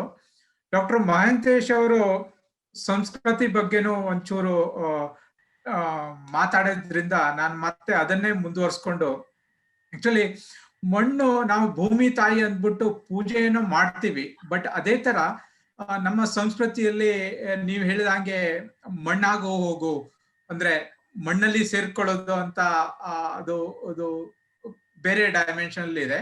ಅದೇ ತರ ಕೆಲವೊಮ್ಮೆ ಬೈಗಳ ಬಂದಾಗ ಹೋಗು ಮಣ್ಣು ತಿನ್ನು ಅಂದ್ಬಿಟ್ಟು ಬೈತೀವಿ, ಮಣ್ಣನ್ನ ಯೂಸ್ ಮಾಡ್ತೀವಿ ಅಲ್ವಾ? ಹಾಗೆ ಈಗ ನೀವು ಸಾಕಷ್ಟು ಕೆಲಸ ರೈತರ ಜೊತೆಗೆ ಮಾಡ್ತೀರಾ, ಕೃಷಿಯಲ್ಲಿ ಲಿಮಿಟೆಡ್ ಆಗಿ ಇನ್ವಾಲ್ವ್ ಆಗ್ತೀರಾ. ಅದನ್ನ ಬಿಟ್ಟು ಸಮಾಜದಲ್ಲಿ ಆಕ್ಚುಲಿ ಈಗ ಏನಾಗಿದೆ ಅಂದ್ರೆ ಹಳ್ಳಿ ಕಡೆಯಿಂದ ಶಹರಕ್ಕೆ ವಲಸೆ ಹೋಗ್ಬಿಟ್ಟು ಮಕ್ಕಳೆಲ್ಲ ನ್ಯೂಕ್ಲಿಯಸ್ ಫ್ಯಾಮಿಲಿಯಲ್ಲಿ ಬೆಳೀತಾ ಇರುವಾಗ ಅದು ಸಂಸ್ಕೃತಿಯಿಂದ ಡಿಸ್ಕನೆಕ್ಟ್ ಆಗ್ಬಿಟ್ಟಿದೆ. ಸೊ ನಿಮ್ದೊಂದು ಈ ದಿಶೆಯಲ್ಲಿ ಒಂದು ವಿಚಾರ ಬಂದ್ರೆ. ಆಮೇಲೆ ಕ್ಷಮಾ ಪಾಟೀಲ್ ಅವರು ಸಂಸಾರದಲ್ಲಿ ಅಂದ್ರೆ ಮಹಿಳೆಯರು ಮಕ್ಕಳು ಅವ್ರದ್ದು ಆಚರಣೆ ಹಬ್ಬ ಹರಿದಿನಗಳಲ್ಲಿ ಹೇಗೆ ಬರುತ್ತೆ ಅಂತ ಅವರು ತಗೊಂಡು ಹೋಗ್ತಾರೆ ಮುಂದೆ. ಸೊ ಡಾಕ್ಟರ್ ಮಹಂತೇಶ್ ಅವರಿಗೆ. ಚೆನ್ನಾಗಿ ಹೇಳಿದ್ರಿ. ನಾನು ಕೆಲವೊಂದು ವಿಷಯಗಳನ್ನು ಇಲ್ಲಿ ಹೇಳಕ್ಕೆ ಇಷ್ಟಪಡ್ತೀನಿ. ನಾನು ಈಗ ನಾನು ಅಥವಾ ಬೇರೆ ಯಾರೋ ಇರ್ಬೋದು, ನಾವು ಭಾರತೀಯ ಪ್ರಜೆಗಳು, ಕರ್ನಾಟಕದ ಪ್ರಜೆಗಳು, ಏಷ್ಯಾದ ಪ್ರಜೆಗಳು ಅನ್ನೋದಕ್ಕಿಂತ ಈ ಭೂಮಿಯ ಪ್ರಜೆಗಳು ಅನ್ನೋದೇ ಮರ್ತು ಬಿಟ್ಟಿದ್ವಿ ನಾವು. ಹೌದಾ? ಈ ಭೂಮಿನೇ ಒಂದು ಮನೆ. ಈ ಭೂಮಿಯಲ್ಲಿ ಈಗ ನಿರ್ದೇಶಕರು ಹೇಳ್ದಂಗೆ ಈಗ ಹೆಲ್ತ್ ಕಾರ್ಡ್ಗಳು ಬಂದಿದಾವೆ. ಹೌದಾ? ಹೆಲ್ತ್ ಕಾರ್ಡ್ ಅಲ್ಲಿ ಏನಾಗ್ತಾ ಇದೆ ಅಂತಂದ್ರೆ, ಕರೆಕ್ಟ್, ಅದು ಒಂದು ಬೆಳವಣಿಗೆ ಆಗಿದೆ, ಪ್ರಾರಂಭ ಆಗ್ತಾ ಇದೆ. ಇನ್ನು ಮನವರಿಕೆ ಜಾಗೃತಿ ಜಾಸ್ತಿ ಆಗ್ಬೇಕಾಗ್ತದೆ. ಇಲ್ಲಿ ಮಣ್ಣನ್ನಂತ ನಾವು ತೆಗೆದುಕೊಂಡಾಗ ಹೆಚ್ಚಿಗೆ ನಾವು ಏನ್ ಮಾಡ್ತಾ ಇದ್ದೀವಿ, ಅದರಲ್ಲಿ ಭೌತಶಾಸ್ತ್ರ ಮತ್ತು ರಾಸಾಯನ ಶಾಸ್ತ್ರಕ್ಕೆ ಜಾಸ್ತಿ ಒತ್ತು ಕೊಡ್ತಾ ಇದ್ದೀವಿ. ಬಟ್ ಅಲ್ಲಿರೋದು ಜೀವಶಾಸ್ತ್ರ. ಈ ಭೌತ, ರಾಸಾಯನಿಕ ಮತ್ತು ಜೀವದ ಕಾಂಬಿನೇಷನ್ ಆದಾಗನೇ ಗಣಿತ ಹೊರಗೆ ಬರೋದು, ಅಂದ್ರೆ ಜೀವನದ ಲೆಕ್ಕಾಚಾರ ಬರೋದು ಅಂತ. ಜೀವನ ಅಂತಂದ್ರೆ ಮಣ್ಣಿನಿಂದನೇ ಪ್ರಾರಂಭ ಆಗುತ್ತೆ. ಮಣ್ಣು ನಮಗೆ ಆಹಾರ ಕೊಡುತ್ತೆ, ಮಣ್ಣು ನಮಗೆ ಔಷಧಿ ಕೊಡುತ್ತೆ. ಇತ್ತೀಚಿನ ಸಂಶೋಧನೆಗಳ ಪ್ರಕಾರ ಕೆಲವು ಎಕ್ಸ್ಪರ್ಟ್ಸ್ ಹೇಳೋದಂದ್ರೆ soil is a big pharmacy. ಯಾಕಂದ್ರೆ ಮಣ್ಣಿನಿಂದ ಎಷ್ಟೊಂದು ಸೂಕ್ಷ್ಮಾಣು ಜೀವಿಗಳು, ಇವತ್ತು ಆಂಟಿಬಯೋಟಿಕ್ಸ್ ಎಲ್ಲಿಂದ ಬರ್ತಾ ಇದೆ ನಮಗೆ? ಸಾಯಿಲ್ ಮೈಕ್ರೋಬ್ಸ್ ಇರೋದನ್ನೇ ಆಂಟಿಬಯೋಟಿಕ್ಸ್ ಬರ್ತಾ ಇದಾವೆ. ಎಂತೆಂತ ಜೀವಗಳನ್ನು ಉಳಿಸ್ತಕ್ಕಂಥ ಕಾರ್ಯ ಆಂಟಿಬಯೋಟಿಕ್ಸ್ ಇಂದ ಆಗ್ತಾ ಇದೆ. ಅಂತ ಒಂದು ಜೈವಿಕ ಪ್ರಪಂಚ ಏನಿದೆ, ಈಗ ಮೇಡಮ್ ಅವರು ಹೇಳಿದ್ರು, FAO ಬಗ್ಗೆ ಹೇಳಿದ್ರು. ನಾನು ನಮ್ಮ ರೈತರಿಗೆ ಹೇಳ್ತಿರ್ತೀನಿ, ಭೂಮಿ ಮೇಲೆ ರೈತ ಉತ್ಪಾದಕ ಸಂಸ್ಥೆ, ಭೂಮಿ ಒಳಗಡೆ ಸೂಕ್ಷ್ಮಾಣು ಜೀವಿಗಳ ಉತ್ಪಾದಕ ಸಂಸ್ಥೆ. ಅಲ್ಲಿ ಒಂದು ಕಲೆಕ್ಟಿವ್ ಇದೆ, ಅಲ್ಲೊಂದು ಆರ್ಗನೈಸೇಷನ್ಸ್ ಇದೆ, ವೆರಿ ಬಿಗ್ ಆರ್ಗನೈಸೇಷನ್ಸ್. ಅದು ಈಗೇನು ಹೇಳಿದ್ರೆ 850 ಕೋಟಿ ಜನಗಳನ್ನು ಉಳಿಸ್ತಕ್ಕಂಥದ್ದು, ಅಲ್ಲಿ 8 ಲಕ್ಷ ಕೋಟಿ ಮೈಕ್ರೋಬ್ಸ್ ಇರೋದ್ರಿಂದ ಮೇಲೆ 800 ಕೋಟಿ ಜನ ಉಳಿತಾ ಇರೋದು. ಆ ಜೈವಿಕ ಪ್ರಪಂಚವನ್ನ ಅರ್ಥ ಮಾಡ್ಕೊಳ್ಳಿಕ್ಕೆ ನಾವು ಭಯಂಕರ ಕೆಲಸ ಮಾಡ್ಬೇಕು. ಕೆಲಸ ಮಾಡೋದಂದ್ರೆ ಏನು? ಫಸ್ಟು ನನ್ನ ಕರ್ತವ್ಯ, ಈ ಭೂಮಿ ಪ್ರಜೆಯಾಗಿ ಏನು ಕರ್ತವ್ಯ ನಾನು ನಿರ್ಭರ ಮಾಡಬೇಕು. ಈಗ I consider soil as a biomagnet. Okay, ನಾವು ಏನು ಹಾಕ್ತಿವೋ ಅದನ್ನು ಹೊಳ್ಳಿ ನಮಗೆ ಕೊಡ್ತದೆ. ನಾವು ರಸ ಹಾಕಿದ್ರೆ ರಸ ಕೊಡ್ತದೆ, ವಿಷ ಹಾಕಿದ್ರೆ ವಿಷ ಕೊಡ್ತದೆ. ಯಾಕಂದ್ರೆ ಕೆಲವು ತತ್ವಜ್ಞಾನಿಗಳು ಹೇಳಿದ್ ನನಗೆ ಇನ್ನೂ ನೆನಪಿದೆ, ಈ ಕ್ರಿಯೇಷನ್ ಅನ್ನೋದು it's a very silent activity ಅಂತ, ಆದ್ರೆ ಡಿಸ್ಟ್ರಕ್ಷನ್ ಅನ್ನೋದು it's a very violent activity. ಇವತ್ತು ನಮಗೆ ಏನು ವೈಲೆನ್ಸ್ ಜಾಸ್ತಿ ಕಾಣ್ತಾ ಇದೆ because of the destruction of this earth. Okay, but creation, ಆ ಮಣ್ಣು ಎಷ್ಟು ವರ್ಷಗಳು ನಮ್ಗೆ ಗೊತ್ತಿಲ್ಲ, ಏನೋ ಒಂದು ಅಂಕಿ ಅಂಶ ಹೇಳ್ತಾ ಇದ್ದೀವಿ ನಾವು. ಓಕೆ, 8,000 10,000 ವರ್ಷದಿಂದ ಕೃಷಿ ಸ್ಟಾರ್ಟ್ ಆಯ್ತು, ಜೀವನ. ಬಟ್ ಅದೆಲ್ಲ ನಾವು ತೆಗೆದು ಹಾಕಿದಾಗ ನೆಕ್ಸ್ಟ್ ಇನ್ನು 30 ವರ್ಷ, ನಾನು ಹೇಳ್ತೀನಿ, it is very very important. 2050 ಅಂತ ಏನು ಇವತ್ತು ಟಾರ್ಗೆಟ್ ಮಾಡ್ತಾ ಇದ್ದಾರೆ, ಇಟ್ ಇಸ್ ವೆರಿ ಇಂಪಾರ್ಟೆಂಟ್. ನೋಡಿ, ತಂದೆ ತಾಯಿ ಅನ್ನೋ ಒಂದು ನೆಪದಲ್ಲಿ ಜೀವ ಕೊಟ್ಟರು, ಆದರೆ ಜೀವನ ಯಾವ್ದು ಕೊಡ್ತು? ಈ ಭೂಮಿ ಕೊಡ್ತು, ಈ ಮಣ್ಣು ಕೊಡ್ತು, ಈ ಪ್ರಕೃತಿ ಕೊಡ್ತು. ಹೌದಾ? ಇದನ್ನ ನಾವು ಇವತ್ತು ಅರ್ಥ ಮಾಡ್ಕೊಳ್ಳುವಂತ, ಅರ್ಥೈಸಿಕೊಳ್ಳುವಂತ ಅಥವಾ ಅರ್ಥ ಕೊಡುವಂತ ಕೆಲವೊಂದು ಕೆಲಸಗಳನ್ನ ಇಲ್ಲಿ ಮಾಡ್ಲಿಕ್ಕೆ ನಾನು ಹೇಳಲಿಕ್ಕೆ ಇಷ್ಟಪಡ್ತೀನಿ. ಈಗ ನನ್ನ ಒಂದು ಅನುಭವದ ಪ್ರಕಾರ ಒಂದು ನಿಮ್ಗೆ ಬಹಳ, ಈಗ ಮಣ್ಣು ಯಾವ ರೀತಿ, ಮಣ್ಣಿನಲ್ಲಿರ್ತಕ್ಕಂಥ ಮೈಕ್ರೋಬ್ಸ್ ಯಾವ ರೀತಿ ಇರ್ತಾವೆ ಅನ್ಲಿಕ್ಕೆ, ಈಗ 3 ಹರೈಸನ್ಸ್ ತಗೊಂಡು ನಾವು ಲೆಕ್ಕ ಹಾಕಿದಾಗ ಕೂಡ, ABC ಅಂತ ಲೆಕ್ಕ ಹಾಕಿದಾಗ ಕೂಡ ಮಣ್ಣಿನ ಮೇಲಿದೇನಿದೆ 10 to 30 centimetre, it's a life. Humus is nothing but human ಅಂತ ಹೇಳ್ತಾರೆ, ಇಟ್ಸ್ ಅ ಲಿವಿಂಗ್ ಮ್ಯಾಟರ್ ಅಂತ ಹೇಳ್ತಾರೆ. ಅಂದ್ರೆ ಅಲ್ಲಿ ಲೈಫ್ ಕೊಡ್ತಾ ಇರೋದು ಮೈಕ್ರೋಬ್ಸ್ ಸಂಖ್ಯೆ ಅದು ಇನ್ಫೈನೈಟ್. ಓಕೆ, ಅದನ್ನ ಇಷ್ಟು ಅಂತ ಹೇಳೋಕ್ಕೂ ಆಗೋದಿಲ್ಲ. ಯಾವ ರೀತಿ ಮೈಕ್ರೋಬ್ಸ್ಗಳು ನಮಗೆ ಸಹಾಯಕಾರಿ ಆಗ್ತಾವ ಮತ್ತು ಅಪಾಯಕಾರಿ ಆಗ್ತಾವ ಅಥವಾ ನ್ಯೂಟ್ರಲ್ ಆಗಿ ಉಳಿತಾವ, ಇವು 3 ಫೇಸ್ ಇರ್ತದಲ್ಲಿ. ಹೆಂಗೆ ಅನ್ಲಿಕ್ಕೆ ಒಂದು ಉದಾಹರಣೆ ನಾನು ಇಲ್ಲಿ ಕೊಡ್ಲಿಕ್ಕೆ ಇಷ್ಟಪಡ್ತೀನಿ. 2010 ಅಂದ್ರೆ 2010ರಲ್ಲಿ ನಾನು ಕೊಲೊರಾಡೋ ವಿಶ್ವವಿದ್ಯಾಲಯದಲ್ಲಿ ಇದ್ದೆ, ಅಮೆರಿಕದಲ್ಲಿ. ಅಲ್ಲಿ ನಿಖರ ಕೃಷಿ ಮೇಲೆ ಸಂಶೋಧನೆ ಮಾಡ್ಲಿಕ್ಕೆ ನಾನು ಅಲ್ಲಿ ಹೋಗಿದ್ದೆ. ಅಲ್ಲಿ ಹೋದಾಗ ಅಲ್ಲಿ ಒಂದು ನನ್ನ ಮೆಂಟರ್ ಒಂದು ಹೊಲಕ್ಕೆ ಕರ್ಕೊಂಡು ಹೋಗಿದ್ರು. ಅದು ಅದು ಮೇ ಬಿ 500 acres, ಬಟ್ ಅದರಲ್ಲಿ ಒಂದು 10 ಎಕರೆ ಪ್ಯಾಚ್ ಅಲ್ಲಿ ಇಷ್ಟು ಕಸ ಇತ್ತಪ್ಪ ಅಂತಂದ್ರೆ ಅದ್ರ ಮೇಲೆ ಸಾಕಷ್ಟು ಸಂಶೋಧನೆಗಳಾಗಿದಾವ, PhDಗಳಾಗಿದಾವ ಆ ವಿಶ್ವವಿದ್ಯಾಲಯದಲ್ಲಿ. ಅದೇನಾಗಿತ್ತಂದ್ರೆ ಕಸನೇ ಹೋಗ್ತಿದ್ದಿಲ್ಲ, ಕಳೆನೇ ಹೋಗ್ತಿದ್ದಿಲ್ಲ ಅಲ್ಲಿ. ಅವರು ನನ್ನ ಮೆಂಟರ್ ರಾಜ್ ಕೋಸ್ಲಾ ಅಂತ ಹೇಳಿ ಅವ್ರ ಲ್ಯಾಬಲ್ಲಿ ಇದ್ದೆ. ಅಲ್ಲಿ ಹೋದಾಗ ಏನಾಗಿರ್ಬೋದು ಇದು MB, ಯು ಜಸ್ಟ್ ಇಮ್ಯಾಜಿನ್ ಅಂತ ಹೇಳಿದ್ರು. ಅಂದ್ರೆ ಅವಾಗ ಅಲ್ಲೇ ನನಗೆ ಅದ್ರ ಬಗ್ಗೆ ಐಡಿಯಾ ಇದ್ದಿಲ್ಲ. ಇಲ್ಲ ಇದೇನಾಯ್ತು ಅಂತ ನಾನು ಜಸ್ಟ್ ಹ್ಯಾಡ್ ಒಂದು ಇಂಟ್ರಡಕ್ಷನ್ ಏನಾಗಿದೆ ಅಂತ ಕೇಳಿದೆ. ಅವ್ರು ಹೇಳಿದ್ರು, ಇಲ್ಲಿ ಕಸ ಸಿಕ್ಕಾಪಟ್ಟೆ ಆಯ್ತು, ಕಸ ತೆಗಿಲಿಕ್ಕಂತಾನೆ ಅನೇಕ ಕಂಪನಿಗಳು ಬಂದು ಒಳ್ಳೊಳ್ಳೆ ಮಾಲಿಕ್ಯೂಲ್ಸ್, ಹರ್ಬಿಸೈಡ್ ಮಾಲಿಕ್ಯೂಲ್ಸ್ ತಂದು ಎಲ್ಲ ಅಪ್ಲೈ ಮಾಡಿದ್ರು ಕೂಡ ಕಸ ಹೋಗ್ತಾ ಇದ್ದಿಲ್ಲ ಅಂತ ಹೇಳಿದ್ರು. ಆಮೇಲೆ ಮತ್ತೆ ಏನಾಯ್ತು ಇದು ಅಂತ, one day soil microbiologist has come. ಅವರು ಬಂದ ನಂತರ ಅಂದ್ರೆ ಮಣ್ಣಿನ ಸೂಕ್ಷ್ಮಾಣು ಜೀವಿಗಳ ತಜ್ಞ ಬಂದು ಆ ಮಣ್ಣನ್ನ ಕಲ್ಚರ್ ಮಾಡಿದ್ರಂತೆ ಲ್ಯಾಬಲ್ಲಿ ತೆಗೆದುಕೊಂಡು ಹೋಗಿ. ಅಲ್ಲಿ ಏನ್ ಮಾಡಿದ್ರು, ಹರ್ಬಿಸೈಡ್ ಹಾಕಿದ್ರು, ಅಲ್ಲಿರ್ತಕ್ಕಂಥ microbes native as well as ಬೇರೆ ಕಡೆ ತಂದಂತ ಮೈಕ್ರೋಬ್ಸ್ ಅನ್ನು ಹಾಕಿ ಟೆಸ್ಟ್ ಮಾಡಿದಾಗ ಅಲ್ಲಿ ಏನಾಗಿತ್ತು ಅಂದ್ರೆ ಒಂದು ಆಶ್ಚರ್ಯಕರ ಬೆಳವಣಿಗೆ ಏನಾಗಿತ್ತಂದ್ರೆ, ಯಾವುದೇ ಕಳೆನಾಶಕವನ್ನು ನೀವು ಮಣ್ಣಿಗೆ ಹಾಕಿದಾಗ ಆ ಜೀವಿಗಳು ಆ ಕಳೆನಾಶಕವನ್ನು ತಿನ್ನುವಂತ ಪ್ರವೃತ್ತಿ ಹೊಂದ್ಕೊಂಡ್ಬಿಟ್ಟಿದ್ವಂತ. See the change in the diet of the microbes. ಅಂದ್ರೆ ಅದನ್ನ ತಿಂದು ಯಾವುದೇ ನೀವು ಕಳೆನಾಶಕ ಹಾಕಿದ್ರು ಅದನ್ನ ತಿಂದು ಖಾಲಿ ಮಾಡ್ಬಿಡ್ತಿದ್ವು. ಕಳೆನಾಶಕ ಕಳೆಗೆ ಮುಟ್ತಾ ಇದ್ದಿಲ್ಲ, ಸೊ ಕಳೆ ಹೋಗ್ತಾ ಇದ್ದಿಲ್ಲ. ಸಿ ನಾವು ಹೆಂಗ್ how you habituate that world okay in the soil it gives back ಅಂತ. ಆದ್ದರಿಂದ ನಾವು ಬಹಳ ಕೇರ್ಫುಲ್ ಆಗಿರ್ಬೇಕು. ಈಗ ಸಾವಯವ ಬಗ್ಗೆ ಪ್ರಸ್ತಾಪ ಮಾಡಿದ್ರು ಏನ್ರಿ, ಇಲ್ಲಿ ಬಹಳ ಮುಖ್ಯವಾದ ಅಂಶ ಏನಂತಂದ್ರೆ, ನಾವೇನು ಈಗ ಅಭಿವೃದ್ಧಿ ಕೃಷಿ ಅಂತ ಹೇಳ್ಕೊಂಡು ಬೇಕು ಕೆಮಿಕಲ್ಸ್, ಫರ್ಟಿಲೈಸರ್ಸ್, ಪೆಸ್ಟಿಸೈಡ್ಸ್ ಅವು ಒಂದು ನಿಯಮಿತ ಕಾಲ ಮತ್ತು ನಿಯಮಿತ ಪ್ರಮಾಣದಲ್ಲಿ ಉಪಯೋಗ ಮಾಡಿದ್ರೆ ಯಾವ್ದು ತೊಂದರೆ ಇಲ್ಲ ಅಂತ ಹೇಳ್ತೀವಿ. ಆದ್ರೆ ನಂದು ಏನೋ ಒಂದು ಅಭಿಪ್ರಾಯ ಅಂದ್ರೆ, ಈ ಕಳೆನಾಶಕಗಳದ ನೋಡ್ರಿ, ಈ ಶಿಲೀಂಧ್ರನಾಶಕ ಬಿಡಿ, ಕೀಟನಾಶಕ ಬಿಡ್ರಿ, ಅವನ್ನ ನಾವು ನೇರವಾಗಿ ಬೆಳೆಗಳು ಹಾಕ್ತಿವಿ, ಸ್ವಲ್ಪ ಮಟ್ಟಿಗೆ ಗಾಳಿಯಲ್ಲಿ ಇರುತ್ತೆ ಮತ್ತೆ ಮಣ್ಣಿಗೆ ಹೋಗುತ್ತೆ. ಆದ್ರೆ ನೇರವಾಗಿ ಕಳೆನಾಶಕ ಮಣ್ಣಿಗೆ ಹಾಕ್ತಿವಲ್ಲ, ಅದ್ರ ಬಗ್ಗೆ ಮಾತ್ರ ಇನ್ನೂ ಸಂಶೋಧನೆ ಜಾಸ್ತಿ ಆಗ್ಬೇಕು ಏನ್ರಿ. ಈ ರೀತಿ ಒಂದು ಉದಾಹರಣೆ ಇಟ್ಟುಕೊಂಡು ಅಲ್ಲಿರ್ತಕ್ಕಂಥ ಜೀವನಾಶ ನಾವು ಮಾಡಿದ್ರೆ ಮತ್ತೆ ನಮ್ಮ ಜೀವನ ಇಲ್ದಂಗಾಗುತ್ತೆ ಮೇಲ್ಗಡೆ, ಹೌದಲ್ರಿ. ಆ ಜೀವ ಇರೋದ್ರಿಂದ ಈ ಜೀವ ಇರೋದು ಅಂತ ನಾನು ಹೇಳಿಕ್ಕೆ ಇಷ್ಟಪಡ್ತೀನಿ. ಇದನ್ನ ತೆಗೆದುಕೊಂಡು ಒಂದು ನಿಖರ ಕೃಷಿ ಯೋಜನೆ ಅಂತ ಮಾಡಿದ್ವಿ ನಾನು. ಭತ್ತದಲ್ಲಿ, ತೊಗರಿಯಲ್ಲಿ, ಹತ್ತಿಯಲ್ಲಿ 100 ಎಕರೆದಲ್ಲಿ ರೈತರ ಸಹಭಾಗಿತ್ವದಾಗ ಮಾಡಿದ್ವಿ, ಫಾರ್ಮರ್ ಪಾರ್ಟಿಸಿಪೇಟರಿ ಒಳಗ.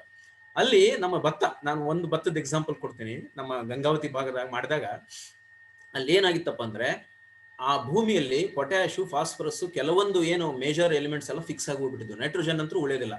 ಅಲ್ಲಿ ಏನ್ ಮಾಡ್ತಿದ್ರು ಅದನ್ನ ಗೊತ್ತಿದ್ದಿಲ್ಲ ಅವ್ರಿಗೆ. ನಾವು ಸಾಯಿಲ್ ಟೆಸ್ಟ್ ಅಂತ ಪ್ರಾರಂಭ ಮಾಡಿ ನಂತರ ನಾನು ಏನ್ ಮಾಡಿದೆ, ಅಲ್ಲಿ ಬಯಾಲಜಿಕಲ್ ಟೆಸ್ಟ್ ಮಾಡಿಸಿದೆ ಆ ಮಣ್ಣಿಂದು. ಅಲ್ಲಿ ಏನೇನಿದೆಯಪ್ಪ, ಇದನ್ನ ಕರಗಿಸ್ಲಿಕ್ಕೆ ಏನಿದೆ, ಇದನ್ನ ಫಿಕ್ಸ್ ಮಾಡ್ಲಿಕ್ಕೆ ಏನಿದೆ. ಬಹಳ ಆಶ್ಚರ್ಯಕಾರ ಬಂದಿದ್ದಂದ್ರೆ, ಕಳೆದ ಹಲವಾರು ವರ್ಷಗಳಿಂದ ಆ ಪೊಟ್ಯಾಶ್ ಕರಗಿ ಹೋಗಿದ್ದಿಲ್ಲ. ಅವಾಗ ನಾನು ಏನ್ ಮಾಡಿದೆ, 1 ವರ್ಷ ಈ ಪೊಟ್ಯಾಶ್ ಹಾಕೋದ್ ಬೇಡ, ನಾವು ಇದನ್ನ ಕರಗಿಸುವಂತ PSB ಹಾಕೋಣ ಅಂತ ಹೇಳಿ ಕಲ್ಚರ್ ತರಿಸಿ ಹಾಕಿ, ನಿಮ್ಗೆ ಆಶ್ಚರ್ಯ ಆಗುತ್ತೆ, ಒಂದೇ ವರ್ಷದಲ್ಲಿ ಅಲ್ಲಿ ಇದ್ದಿದ್ದಂತ ಪೊಟ್ಯಾಶ್ ಎಲ್ಲ ಕರಗಿ ಹೋಗ್ಬಿಡ್ತು. ಅಂದ್ರೆ ಆ ದುಂಡಾಣು ಇಂಟರ್ವೆನ್ಷನ್ ಆಗಿ ಇರುವಂತ ಪೊಟ್ಯಾಶು ಬೆಳೆಗಳಿಗೆ ಸಿಕ್ತು, ಅನವಶ್ಯಕವಾಗಿ ನೀರಿನಲ್ಲಿ ಮಣ್ಣಾಗಿ ಫಿಕ್ಸ್ ಆಗಿ ಹೋಗ್ಲಿಲ್ಲ. ಈ ಜೈವ ವೈವಿಧ್ಯತೆಯನ್ನ ಅರ್ಥ ಮಾಡಿಕೊಳ್ಳುವಂತ ಸಂಶೋಧನೆ ನಡೀತಾ ಇದೆ. ನಾನು ಹೇಳಿದ್ನಲ್ಲ, ಇಟ್ ಈಸ್ ಇನ್ ಸೈಲೋಸ್. ದುರ್ದೈವ ನಮ್ಮ ಏನಪ್ಪಾ ಅಂದ್ರೆ, ಇನ್ಕ್ಲೂಡಿಂಗ್ ಮೈ ಸೆಲ್ಫ್ ಹೇಳೋದಂದ್ರೆ, ವಿ ವರ್ಕ್ ಇನ್ ಸೈಲೋಸ್ ಏನ್ರಿ. ಇಲ್ಲಿ ಬೇಕಾಗಿರೋದು ಏನಂದ್ರೆ ಒಂದು ಕನೆಕ್ಟೆಡ್ ಪ್ಲಾಟ್ಫಾರ್ಮ್ ಬೇಕಾಗಿದೆ. See we have one of the best institutions on the earth, okay, world's best institutions on the earth ಅಂತ ಒಂದು ನಮ್ಗೆ ಜ್ಞಾನ ಇದೆ, ಎಲ್ಲ ಇದೆ ನಮ್ಮ ಹತ್ರ. ಆದ್ರೆ ಆ ಕನೆಕ್ಟೆಡ್ ಪ್ಲಾಟ್ಫಾರ್ಮ್ ಆಗ್ತಾ ಇಲ್ಲ. ಏನೇನೋ ಒಂದು ಸಂದರ್ಭಗಳನ್ನ ಇಟ್ಟುಕೊಂಡು, ವಿಷಯಗಳನ್ನ ಇಟ್ಟುಕೊಂಡು ನಾವು ದೂರ ಆಗ್ತಾ ಇದ್ದೀವಿ. See until unless we connect on a single platform and target the stakeholders, definitely you are going to win the race ಅಂತ ನಾನು ಹೇಳಿಕ್ಕೆ ಇಷ್ಟಪಡ್ತೀನಿ. ಆದ್ದರಿಂದ ಈ ಜೈವಿಕ ಪ್ರಪಂಚದ ಜೊತೆಗೆ ಜಾಸ್ತಿ ಒತ್ತು ಕೊಡೋಣ ಅಂತ ನಾನು ಹೇಳ್ತೀನಿ. Thank you. Thank you so much. So Kshama ಅವರಿಗೆ.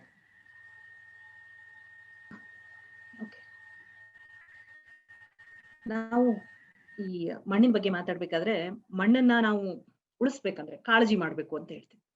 ಆ ಕಾಳಜಿ ಯಾವಾಗ ಬರುತ್ತೆ ನಮ್ಮಲ್ಲಿ ಅಂತಂದ್ರೆ, ಇದು ನನ್ನದು ಅನ್ನುವಂತ ಭಾವನೆ ಬಂದಾಗ ಮಾತ್ರ ಕಾಳಜಿ ಬರುತ್ತೆ. ಈಗ ನಾವು ನಮ್ಮ ಕುಟುಂಬದ ಒಬ್ಬ ಸದಸ್ಯನಿಗೆ ಕಾಳಜಿ ಮಾಡ್ಬೇಕಾದ್ರಾಯ್ತು, ಅಥವಾ ನಾನೇನೋ ಒಂದು ವ್ಯವಹಾರನ ಬೆಳೆಸ್ಬೇಕಾದ್ರಾಯ್ತು, ನನ್ನ ಕುಟುಂಬನೇ ಮುಂದುವರ್ಸ್ಕೊಂಡು ಹೋಗ್ಬೇಕಾದ್ರಾಯ್ತು, ನನ್ನ ಮಕ್ಕಳಿಗೆ ಆರೈಕೆ ಮಾಡ್ಬೇಕಾದ್ರಾಯ್ತು, ಪ್ರತಿಯೊಂದು ಹಂತದಲ್ಲಿ ಇದು ನನ್ನದು ಅನ್ನುವಂತ ಭಾವನೆ ಬಂದಾಗ ಮಾತ್ರ ನಮ್ಮ ಕಾಳಜಿ ಅದರತ್ತ, ಅಥವಾ ನಾವು ಜಾಸ್ತಿ ಒಂದು ಒಲವನ್ನ ತೋರಿಸ್ತೀವಿ, ಅದನ್ನ ಮುತುವರ್ಜಿ ವಹಿಸಿ ನಾವು ಇಂಪ್ರೂವ್ಮೆಂಟ್ ಮಾಡೋದಕ್ಕೆ, ಬೆಳವಣಿಗೆ ಮಾಡೋದಕ್ಕೆ ನಾವು ಆಸಕ್ತಿನ ವಹಿಸ್ತೀವಿ. ಇದು ನಂದೊಬ್ಬಳದೇ ಆಗಿರ್ಬೋದು, ಪ್ರತಿಯೊಬ್ಬ ಮಾನವನ ಒಂದು ಆಟೋಮೆಟಿಕ್ ಆಗಿ ಬಂದಿರುವಂತಹ ಒಂದು ಗುಣಧರ್ಮ ಅಂತಾನೆ ಹೇಳ್ಬಹುದು. ಇದು ನನ್ನದು ಅಂದಾಗ ಮಾತ್ರ ಅದರ ಬಗ್ಗೆ ನಾವು ಒಂದು ಹೆಚ್ಚಿನ ಕಾಳಜಿಯನ್ನ ವಹಿಸುವಂತಹ ಒಂದು ನಮ್ದು ಒಂದು ನೇಚರ್. ಈಗ ಏನಾಗ್ಬಿಟ್ಟಿದೆ, ನೈಸರ್ಗಿಕ ಸಂಪನ್ಮೂಲಗಳು ಏನಿದಾವೆ ಅವು ಎಲ್ಲನೂ ನಾವು ಇವತ್ತು ನಾವೇ ನೇರವಾಗಿ ಅದಕ್ಕೆ ಹೊಣೆಗಾರರು. ಯಾಕಂದ್ರೆ ಯಾವತ್ತೂ ನಾವು ಅದನ್ನ, ಅದು ನನ್ನದು, ಎಲ್ರೂ ಇದಾರಲ್ಲ, ಮಿಕ್ಕಿದವ್ರು ಇದಾರೆ, ನಾನು ಒಬ್ಳೆ ಯಾಕೆ ಕೇರ್ ಮಾಡ್ಬೇಕು ಅನ್ನೋಂತ ಆಟಿಟ್ಯೂಡ್ ಪ್ರತಿಯೊಬ್ಬರಲ್ಲೂ ಬಂದಾಗ ಮಾತ್ರ, ಬಂದಿದ್ರಿಂದಲೇನೆ ನಾವು ಅದನ್ನ ಇವತ್ತು ಕಳ್ಕೊಳ್ತಾ ಇದೀವಿ, ಪ್ರತಿಯೊಂದು ಸಂಪನ್ಮೂಲಗಳನ್ನ. ಸೊ ಇವತ್ತು ನಾವು ಮಣ್ಣಿಗೆ ನಾವು ಕಾಳಜಿ ಮಾಡ್ಬೇಕು ಅಂತಂದ್ರೆ, ಅಥವಾ ಬೇರೆ ಇನ್ಯಾವುದೇ ನೈಸರ್ಗಿಕ ಸಂಪನ್ಮೂಲಗಳಿಗೆ ನಾವು ಕಾಳಜಿ ಮಾಡ್ಬೇಕಂದ್ರೆ, ಇವೆಲ್ಲವೂ ಎಲ್ಲವುಗಳ ರಕ್ಷಣೆಗೆ ನಾವು ನೇರವಾಗಿ ನಂದು ಒಂದು ಕಾಂಟ್ರಿಬ್ಯೂಷನ್ ಇದೆ ಅನ್ನೋದನ್ನ ನಾವಿವತ್ತು ಅರ್ಥ ಮಾಡ್ಕೊಳ್ಳುವಂತ ಒಂದು ಮಹತ್ತರ ಘಟ್ಟದಲ್ಲಿದ್ದೀವಿ ಇವತ್ತು ನಾವು. ಇದನ್ನ ಒಂದು ತಾಯಿಯಾಗಿ ನನ್ನ ಕರ್ತವ್ಯ ಅತಿ ಹೆಚ್ಚದಾಗಿದೆ ಅಂತ ನನಗನ್ಸುತ್ತೆ. ಅದೇ ರೀತಿ ಪ್ರತಿಯೊಬ್ರು ಕೂಡ ಈ ಭೂಮಿಪುತ್ರಿಯ ನೀವೇನು ವಿಮೆನ್ ಆರ್ಗನೈಸೇಷನ್ ಗಳ ಜೊತೆ ಕೆಲಸ ಮಾಡ್ತೀರಿ, ವಿಮೆನ್ ಗ್ರೂಪ್ ಗಳ ಜೊತೆ ಕೆಲಸ ಮಾಡ್ತೀರಿ, ಅಥವಾ ನಾವೀಗೇನ್ ನಾನು FPO ಗಳಿಗೆ ಹೇಳೋದು ಅದನ್ನೇನೆ, ಸದಸ್ಯರಿಗೆ ಹೇಳೋದು ಅದನ್ನೇನೆ. ಪ್ರತಿಯೊಬ್ಬರಿಗೂ ಕೂಡ ಇದು ಒಂದು ಓನರ್ಶಿಪ್ ಬಂದಾಗ್ಲೇ ಮಾತ್ರ ಒಂದು ಸಂಸ್ಥೆ ಉದ್ಧಾರ ಆಗಕ್ ಸಾಧ್ಯ, ಒಂದು ನಾವು ಹಿಡಿದಿರುವಂತ ಕಾರ್ಯ ಉದ್ಧಾರ ಆಗಕ್ ಸಾಧ್ಯ. ಸೊ ನಾವಿವತ್ತು ಮುಂದಿನ ಜನರೇಷನ್ಗೆ ತಲುಪಿಸೋದು ಮೊದಲು ನಾವು ಅಡಾಪ್ಟ್ ಮಾಡ್ಕೋಬೇಕು. ಅಡಾಪ್ಟ್ ಮಾಡ್ಕೊಂಡ್ ಮೇಲೆ ನಾವು ಮುಂದಿನ ನಮ್ಮ ಜನರೇಷನ್ಗೆ ಪಾಸ್ ಆನ್ ಮಾಡೋದು ಕೂಡ ಅಷ್ಟೇ ಮಹತ್ತರವಾಗಿದ್ದು ಅನ್ನೋದನ್ನ ನಾವು ಎಲ್ಲರೂ ಕೂಡ ತಿಳ್ಕೊಬೇಕಾಗಿದೆ. ನಾನು ಒಂದು ಕೆಲ ದಿನಗಳ ಹಿಂದೆ ಒಂದು ವಿಚಾರನ ಹಂಚ್ಕೊಳ್ಳಕ್ ಇಷ್ಟಪಡ್ತೀನಿ. ಕೆಲವು ದಿನಗಳ ಹಿಂದೆ ನಾನು ಒಂದು ಈ JLP ಪ್ರಾಜೆಕ್ಟ್ ಅಲ್ಲಿ ಏನ್ ಕೆಲಸ ಮಾಡ್ತಾ ಇದ್ವಿ, JLP ಪ್ರಾಜೆಕ್ಟ್ ಜೊತೆಗೆ ಜೀವ ಚೈತನ್ಯ ಕೃಷಿಯ ಬಗ್ಗೆ ಇನ್ನೂ ಹೆಚ್ಚಿಗೆ ತಿಳ್ಕೊಳ್ಳೋ ಅಂತ ಒಂದು ಸಂದರ್ಭ ನನಗೆ ಒಂದು ಅವಕಾಶ ದೊರೀತು. ಸೊ ಒಂದು 5 ದಿನಗಳ ತರಬೇತಿಗೆ ಹೋದೆ, ಒಂದು ಕೆಲಸ ಮಾಡ್ತಿರೋಂತ ಇನ್ಸ್ಟಿಟ್ಯೂಷನ್ಗೆ. ಕಾಲೇಜಲ್ಲಿ ಇದ್ದಾಗ ಇದ್ರ ಬಗ್ಗೆ ಒಂದು ಸೆಮಿನಾರ್ ಕೂಡ ಕೊಟ್ಟಿದ್ದೆ. ನಮ್ ತಂದೆ ಕೂಡ ಸಮ್ ಎಕ್ಸ್ಟೆಂಟ್ ಗೆ ಇದನ್ನ ಜೀವ ಚೈತನ್ಯ ಕೃಷಿಯನ್ನ ಅಡಾಪ್ಟ್ ಮಾಡ್ಕೊಂಡಿದ್ರು. ಸೊ ಅದ್ರ ಬಗ್ಗೆ ಹೆಚ್ಚಿಗೆ ತಿಳ್ಕೊಳ್ಬೇಕಾದಂತ ಅವಕಾಶ ಬಂತು. ಖುಷಿಯಿಂದ ನಾನು ಕೂಡ ಹೋದೆ.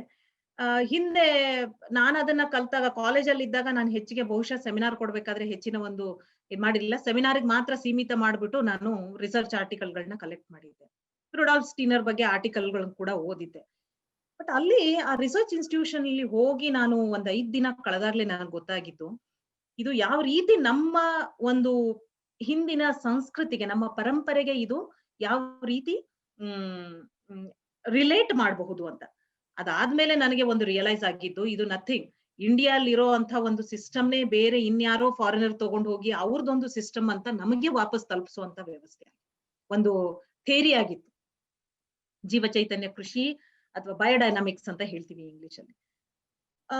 ನಮ್ಮ ಪೂರ್ವಜರು ಏನ್ ಮಾಡ್ತಿದ್ರು, ತಿಥಿ ನಕ್ಷತ್ರಗಳಿಗೆ ಅನುಗುಣವಾಗಿ ಮಣ್ಣಿಗೆ ಒಂದು ಪೋಷಕಾಂಶಗಳನ್ನ ಕೊಡೋದಾಗಿರಬಹುದು, ಅಥವಾ ಬಿತ್ತನೆ ಮಾಡಿರೋದಾಗಿರಬಹುದು, ಗಿಡಗಳಿಗೆ ಟ್ರೈನಿಂಗ್ ಪ್ರೂನಿಂಗ್ ಅಂತ ಏನ್ ಹೇಳ್ತೀವಿ ಅದರ ಕಟಾವುಗಳನ್ನು ಮಾಡುವಂತದ್ದಾಗಿರ್ಬಹುದು, ಪ್ರತಿಯೊಂದು ಕೂಡ. ಸೊ ಈ ತರ ನಮ್ಮ ನೆಗ್ಲಿಜೆನ್ಸ್ ಇಂದ ನಮ್ಮ ಪರಂಪರೆಯನ್ನ ನಾವು ಅದನ್ನ ಒಂದು ನಾವು ನೆಗ್ಲೆಕ್ಟ್ ಮಾಡಿ ಅದನ್ನ ಇನ್ಯಾರೋ ತಗೊಂಡೋಗಿ ಮತ್ತೆ ತಿರುಗಿ ನಮ್ಗೆ ತಲುಪಿಸುವಂತ ಹಲವಾರು, ಬರೀ ಕೇವಲ ಈ ಒಂದು ಅಗ್ರಿಕಲ್ಚರಲ್ ಮಾತ್ರ ಅಲ್ಲ, ಇನ್ನೂ ಹಲವಾರು ಕ್ಷೇತ್ರಗಳಲ್ಲಿ ನಾವು ನೋಡ್ತಾ ಇದ್ದೀವಿ. ನಮ್ಮವ್ರು ನಾವು ಹೆಂಗಾಗ್ಬಿಟ್ಟಿದೀವಿ, ನಮ್ಮ ಜನರೇಷನ್ ಸೇರಿಸ್ಕೊಂಡು ಅದು ಹೊರಗಡೆಯಿಂದ ಯಾರಾದ್ರೂ ಬಂದು ಹೇಳಿದ್ರೆ ಮಾತ್ರ ಅದನ್ನ ನಾವು ಖುಷಿಯಿಂದ ಅಡಾಪ್ಟ್ ಮಾಡ್ಕೊಳ್ತೀವಿ, ಖುಷಿಯಿಂದ ಹಾಕೊಳ್ತೀವಿ. ಇಂಡಿಯಾಲ್ಲೇ ಮ್ಯಾನುಫ್ಯಾಕ್ಚರ್ ಆಗಿ ಬೇರೆ ದೇಶಕ್ಕೆ ಹೋಗಿ ಅಲ್ಲಿಂದ ಇಂಪೋರ್ಟ್ ಮಾಡ್ಕೊಂಡು ಮತ್ತೆ ಅದು ಇಂಪೋರ್ಟೆಡ್ ಅಂತ ನಾವು ಅದನ್ನ ಧರಿಸಿದಾಗ ನಮ್ಗೆ ಏನ್ ಖುಷಿ ಸಿಗುತ್ತೆ, ಅಥವಾ ಉಪಯೋಗ ಮಾಡಿದಾಗ ಏನ್ ಖುಷಿ ಸಿಗುತ್ತೆ, ಅದೇ ನಮ್ಮ ಕಾಟೇಜ್ ಇಂಡಸ್ಟ್ರಿಯಲ್ಲಿ ಮ್ಯಾನುಫ್ಯಾಕ್ಚರ್ ಆಗಿದ್ದಿರ್ಬೋದು, ಅಥವಾ ನಮ್ಮಲ್ಲಿ ಲೋಕಲಿ ಮ್ಯಾನುಫ್ಯಾಕ್ಚರ್ಡ್ ಅಂತ ನಾವೇನ್ ಖರೀದಿ ಮಾಡ್ತೀವಿ ಅವಾಗ ನಾವು ಕಾಣ್ಕೊಳ್ಳಲ್ಲ. ಸೊ ಈ ನಮ್ಮ ಒಂದು ತಿಳುವಳಿಕೆ ಏನಿದೆ, ಅಥವಾ ನಮ್ಮ ಒಂದು ಮೈಂಡ್ ಸೆಟ್ ಏನಾಗಿದೆ, ಇದನ್ನ ನಾವು ಕಡ್ಡಾಯವಾಗಿ ಬದಲಾಗ್ಲೇಬೇಕಾದಂತ ಪರಿಸ್ಥಿತಿ ನಮ್ ಮುಂದಿದೆ ಇವತ್ತು, ನಾವು ಉಳಿಸ್ಕೋಬೇಕು, ಬೆಳೆಸ್ಬೇಕು ಅಂತಂದ್ರೆ.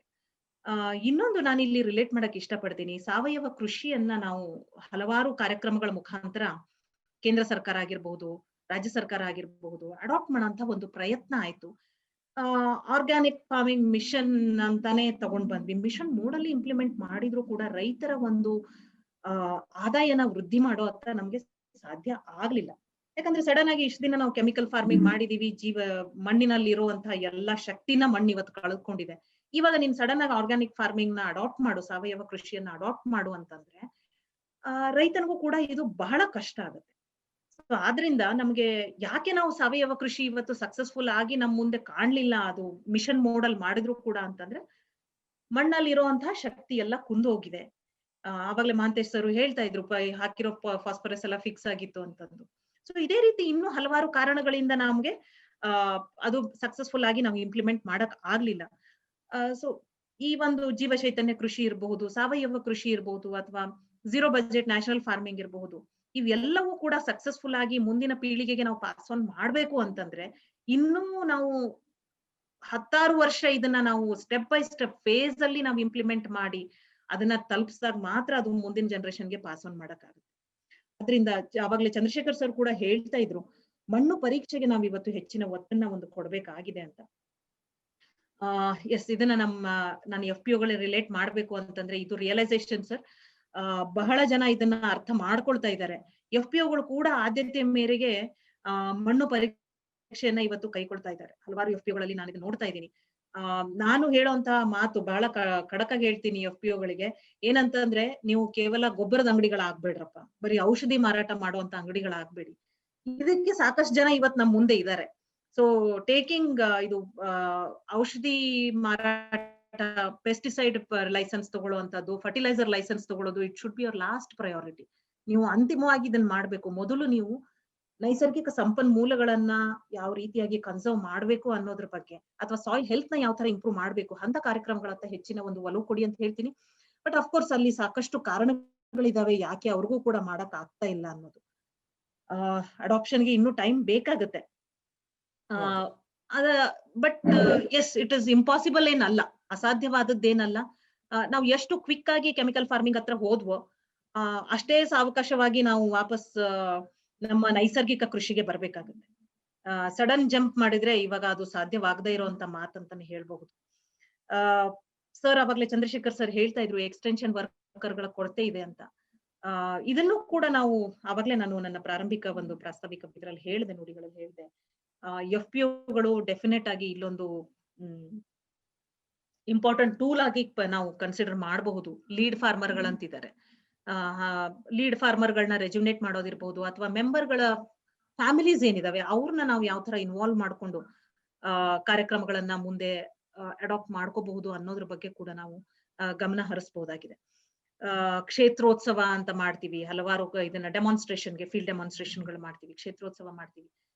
ಅದ್ರ ಜೊತೆಗೆ ಫಾರ್ಮರ್ಸ್ ಫೀಲ್ಡ್ ಸ್ಕೂಲ್ ಅಂತ ಕೂಡ ಮಾಡೋದನ್ನ ನಾನು ನೋಡಿದೀನಿ ಹಲವಾರು ಕಡೆ. ಸೊ ಫಾರ್ಮರ್ ಫೀಲ್ಡ್ ಸ್ಕೂಲ್ ಅಲ್ಲಿ ಇನ್ನೂ ನಾವು ಎಫೆಕ್ಟಿವ್ ಆಗಿ ಟೆಕ್ನಾಲಜಿಗಳ ಟ್ರಾನ್ಸ್ಫರ್ ಇರ್ಬೋದು, ಅಥವಾ ನಾವು ಒಂದು ನಮ್ಮ ಕಾನ್ಸೆಪ್ಟ್ ಗಳೇನಿದಾವೆ ಅವನ್ನ ನಾವು ಇಫೆಕ್ಟಿವ್ ಆಗಿ ಟ್ರಾನ್ಸ್ಫರ್ ಮಾಡಬಹುದು ಅಂತ ಅನ್ನೋದು ನನ್ನ ಒಂದು ಅಭಿಪ್ರಾಯ. ಸೊ ಭೂಮಿ ಪುತ್ರಿಗೆ ನಮ್ಗೆ ಸಾಕಷ್ಟು ಫೀಡ್ ಸಿಕ್ಕಿದೆ, ಅಂದ್ರೆ ಇಂಪ್ಲಿಮೆಂಟ್ ಮಾಡ್ಲಿಕ್ಕೆ, ಪ್ರಾಕ್ಟಿಕಲಿ ಇಂಪ್ಲಿಮೆಂಟ್ ಮಾಡ್ಲಿಕ್ಕೆ. ಸೊ ನೀವು ಶೇರ್ ಮಾಡಿದ ಪ್ರಕಾರ ಇದು ಬರೀ ಸರ್ಕಾರದಷ್ಟೇ ಕೆಲಸ ಅಲ್ಲ, ಗೌರ್ಮೆಂಟ್, ಇಂಡಸ್ಟ್ರಿ, ಸೊಸೈಟಿ, ಅದರಲ್ಲಿ ನಮ್ಮ ಇಂಡಿವಿಜುವಲ್ ಕಾಂಟ್ರಿಬ್ಯೂಷನ್ಸ್ ಬರಬೇಕು.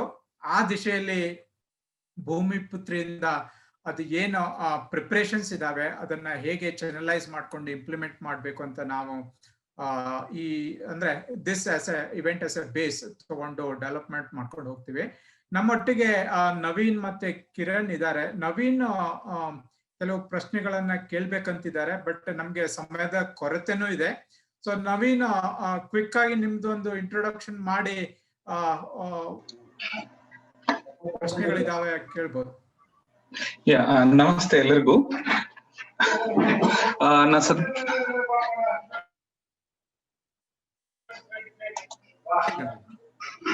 ನಮಸ್ಕಾರ ಎಲ್ಲರಿಗೂ. ಸೊ ಕಳೆದ ಒಂದು ವರ್ಷದಿಂದ ನಾನು ಇಂಡಿವಿಜುವಲಿ ಮತ್ತೆ ನನ್ನ ಸಂಸ್ಥೆ ಉತ್ಪನ್ನ ಲ್ಯಾಬ್ಸ್ ಕಡೆಯಿಂದ ನಾವು ಕೆಲವೊಂದು GIZ ಸ್ಪಾನ್ಸರ್ಡ್ ಪ್ರಾಜೆಕ್ಟ್ಸ್ ಮಾಡ್ತಾ ಇದೀವಿ. ಅದರಲ್ಲಿ ಎಸ್ಪೆಷಲಿ ತಮಿಳ್ನಾಡಿಗೆ we are trying to establish a marketing ಶುರು. But when we went deep into it, we saw that starting from Swachh Bharat mission agbodu, then city compost, then municipal solid waste, everything will lead to soil anta. So then we later decided that we should not just write a marketing plan for promoting city compost. It was all evolving a marketing strategy for the whole soil. Then only the city compost and the soil. So hangagi we started the whole terms of condition change ಮಾಡಿ we started soil organic carbon agbodu, carbon sequestration agbodu. ಇದನ್ನ ಇಟ್ಕೊಂಡು we have developed and proposing strategic choices for government, especially interdepartment and interstates.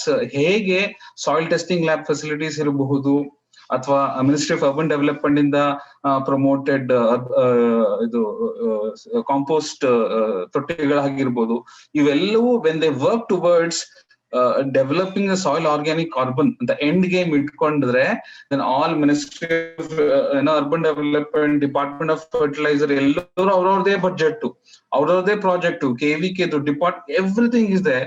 So we have tried to develop an interconnected system so that it is not just selling city compost, it's all about improving the soil carbon content.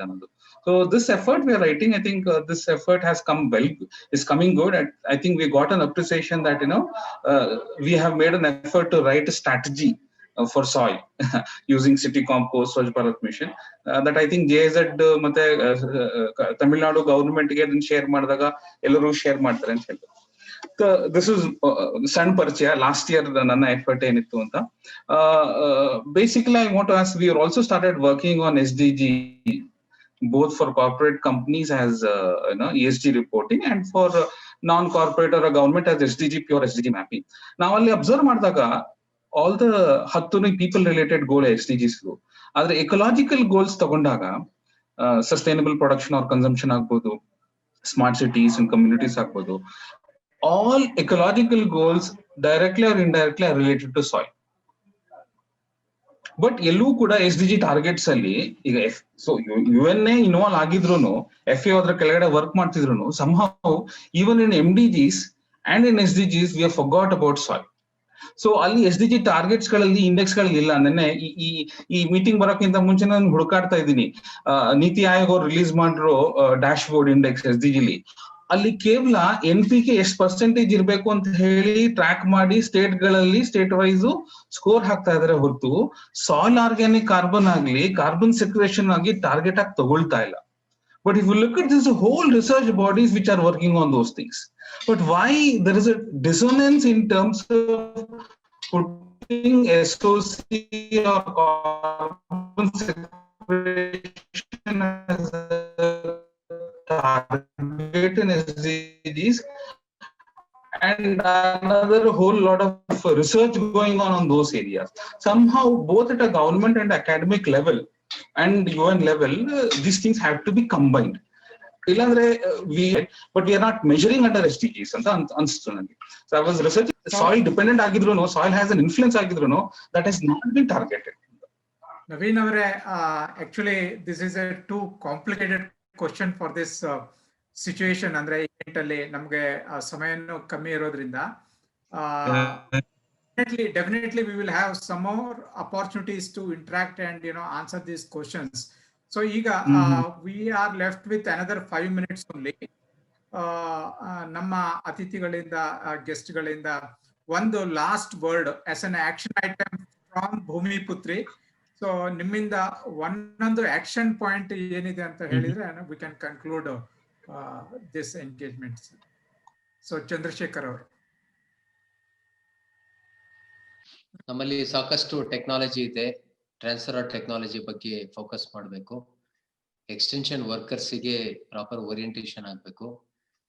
ರೈತರಿಗೆ ಅರ್ಥ ಮಾಡ್ಕೊಳ್ಳೋ ದಿಶೆಯಲ್ಲಿ ನಮ್ಮ ಕೃಷಿ ವಿಸ್ತರಣಾ ಕಾರ್ಯಕರ್ತರು ಏನಿದ್ದಾರೆ ಅವರನ್ನ ಟ್ರೈನ್ ಮಾಡೋದಾಗ್ಲಿ, ಅಗ್ರಿಕಲ್ಚರ್ ಜರ್ನಲಿಸಂ ಪ್ರಮೋಟ್ ಮಾಡಿ ಮೀಡಿಯಾದಿಂದ, ಸೋಷಿಯಲ್ ಮೀಡಿಯಾನೂ ಇರ್ಬೋದು, ಹೆಚ್ಚಿನ ಜನಗಳನ್ನ ರೀಚ್ ಮಾಡೋದಾಗ್ಲಿ, ಶಾಲೆಗಳಲ್ಲಿ ಮಕ್ಕಳಿಗೂ ಸಾಯಿಲ್ ಬಗ್ಗೆ ಎಜುಕೇಶನ್ ಕೊಡೋದಾಗ್ಲಿ. ಮೋಸ್ಟ್ ಇಂಪಾರ್ಟೆಂಟ್ಲಿ ಹಳ್ಳಿಗಳಲ್ಲಿ ಇನ್ಪುಟ್ ಡೀಲರ್ಸ್ ಇರ್ತಾರೆ. ಈಗ ನಮ್ಮಲ್ಲಿ ನ್ಯಾಷನಲ್ ಸ್ಯಾಂಪಲ್ ಸರ್ವೆಯಲ್ಲಿ ಈಗ ನಾವು ರೈತರು ಯಾರನ್ನ ಕನ್ಸಲ್ಟ್ ಮಾಡ್ತಾರೆ ಅಂತ ಹೇಳಿದ್ರೆ more than 60% of the farmers ಅವರು ಇನ್ಪುಟ್ ಡೀಲರ್ನೇ ಕನ್ಸಲ್ಟ್ ಮಾಡ್ತೀವಿ ಅಂತ ಹೇಳಿದ್ರು. ಅದಕ್ಕೋಸ್ಕರ ನಾವು ಮ್ಯಾನೇಜ್ ಇಂದ ಒಂದು ಪ್ರೋಗ್ರಾಮೇ ಮಾಡ್ತಾ ಇದ್ದೀವಿ, ದೇಸಿ ಅಂತ, diploma in agricultural extension services for input dealer. 43,000 ಜನ ಇನ್ಪುಟ್ ಡೀಲರ್ಸ್ಗೆ ಟ್ರೈನಿಂಗ್ ಕೊಟ್ಟಿದ್ದೀವಿ ದೇಶದಲ್ಲಿ.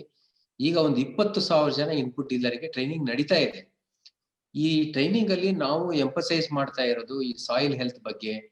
ಇನ್ಪುಟ್ ಡೀಲರ್ಗೆ ಮಾಡಿದ್ರೆ ಆ ಇನ್ಪುಟ್ ಡೀಲರು ಪುನಃ ರೈತರಿಗೆ ಹೇಳ್ಬೋದು ಅನ್ನೋ ಒಂದು ಆಶಾವಾದದಿಂದ ನಾವು ಅವರಿಗೆ ಟ್ರೈನಿಂಗ್ ಕೊಡ್ತಾ ಇದ್ದೀವಿ. ಇದು ಈ ಜ್ಞಾನ ಹಿಂದೆ ಸ್ವಲ್ಪ ಅಜ್ಞಾನ ಇತ್ತು ಇನ್ಪುಟ್ ಡೀಲರ್ಸ್ ಅಲ್ಲಿ, ಬಟ್ ಈ ಜ್ಞಾನದಿಂದ ರೈತರಿಗೆ ಒಳ್ಳೆ ಮಹತ್ವದ ವಿಚಾರಗಳು ತಲುಪ್ತಾ ಇದ್ದಾವೆ. ಈ ತರದೆಲ್ಲ ಪ್ರೋಗ್ರಾಮ್ ನಾವು ಸ್ವಲ್ಪ ಪ್ರಮೋಟ್ ಮಾಡಿದ್ರೆ ರೈತರಿಗೆ ಅನುಕೂಲ ಆಗುತ್ತೆ ಅನ್ನೋ ಒಂದು ಉದ್ದೇಶ ಇದೆ.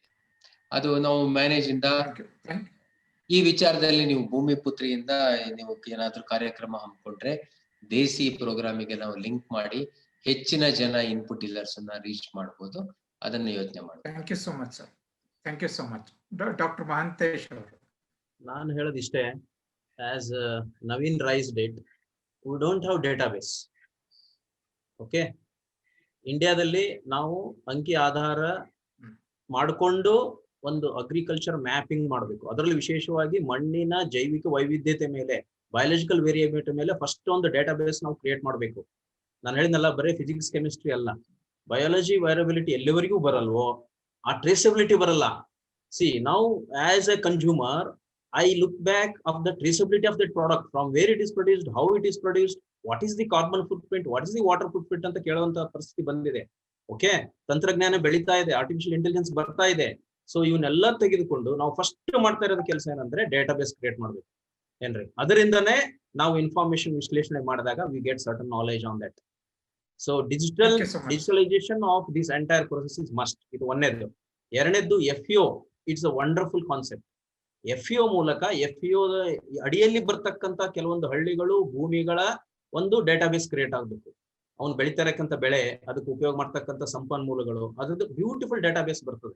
ಅದ್ರ ಮೇಲೆ ಅವನಿಗೆ ಬಿಡ್ಬೇಕು, ನೀನೇ ನೋಡಪ್ಪ, ನೀನೇ ಕಾರ್ಯಕರ್ತ, ಇದ್ರದ್ದು ನೀನೇ ನೋಡಪ್ಪ ಅಂತ. ಮೂರನೇದು ಬಹಳ ವಿಶೇಷವಾಗಿ ನಾನು ಹೇಳಕ್ ಇಷ್ಟಪಡ್ತೀನಿ, ಇವತ್ತೇನು ಸಾವಯವ ಕೃಷಿ ಯೋಜನೆಗಳಲ್ಲಿ ಕೆಲವು ZPNF ಕಾನ್ಸೆಪ್ಟ್ ರೈತರು ಮಾಡ್ತಾ ಇದ್ದಾರೆ, ಅವು ಸಂಸ್ಥೆಗಳಾಗಿ ಬೆಳಿಬೇಕು. ಅವುಗಳ ಪ್ಯಾರಲ್ ಆಗಿ ಇನ್ನೊಂದು ಸಂಸ್ಥೆ ನಾವು ಕಟ್ಟಕ್ ಹೋಗ್ಬಾರ್ದು. ಫಿಸಿಕಲ್ ರೈತರ ಹೊಲಗಳೇ ಸಂಸ್ಥೆಗಳಾಗ್ಬೇಕು. ಅಂದ್ರೆ ಅಲ್ಲಿ ಪ್ರಾಕ್ಟಿಕಲ್ ಸಿಗುತ್ತೆ, ಥಿಯರಿನೂ ಸಿಗುತ್ತೆ, ಮಾರ್ಪಾಡಾಗ್ಲಿಕ್ಕೆ ಸದಾವಕಾಶಗಳು ಬಹಳ ಇರ್ತವೆ. So always I prefer to make our farmers form as an institution.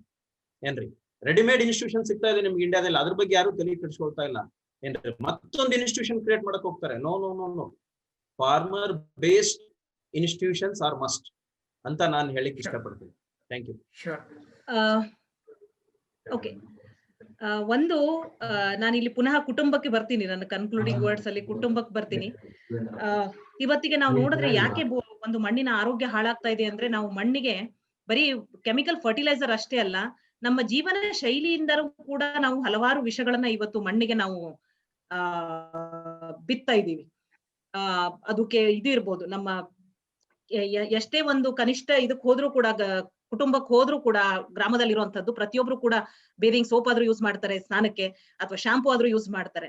So ನನ್ನ ಒಂದು ಕಳಕಳಿಯ ವಿನಂತಿ ಏನಂತಂದ್ರೆ, ಭೂಮಿಪುತ್ರಿಯ ಮುಖಾಂತರ ಇರುವಂತ ಮಹಿಳೆಯರಿಗೆ ಸಾಧ್ಯವಾದಷ್ಟು ವಾರದಲ್ಲಿ ಒಂದು ದಿನ ನಿಮ್ಮ ಮಕ್ಕಳಿಗೆ ಶಾಂಪೂ ಇರ್ಲಾರ್ದೆ, ಅಥವಾ ನಮ್ಮನ್ನ ಏನು ನಮ್ದು ನೈಸರ್ಗಿಕವಾದಂತ ಬದಲಾವಣೆಗಳೇನಿದಾವೆ, ಅಥವಾ ನಮ್ಮ ನೈಸರ್ಗಿಕವಾದಂತ ಅವೈಲೇಬಲ್ ಇರುವಂತ ರಿಸೋರ್ಸಸ್ ಏನಿದಾವೆ, ನಮ್ ಶೀಗೆಕಾಯಿ ಹಾಕೊಂಡು ಸ್ನಾನ ಮಾಡೋದಿರ್ಬಹುದು, ಕಡಲೆ ಹಿಟ್ಟು ಉಪಯೋಗ ಮಾಡಿ ಸ್ನಾನ ಮಾಡುವಂತದಿರ್ಬಹುದು, ನಾವು ನಿಂಬೆ ಅಥವಾ ನೀಮ್ ಉಪಯೋಗ ಮಾಡಿ ಹಲ್ಲುಜ್ಜೋ ಅಂತದಿರ್ಬಹುದು.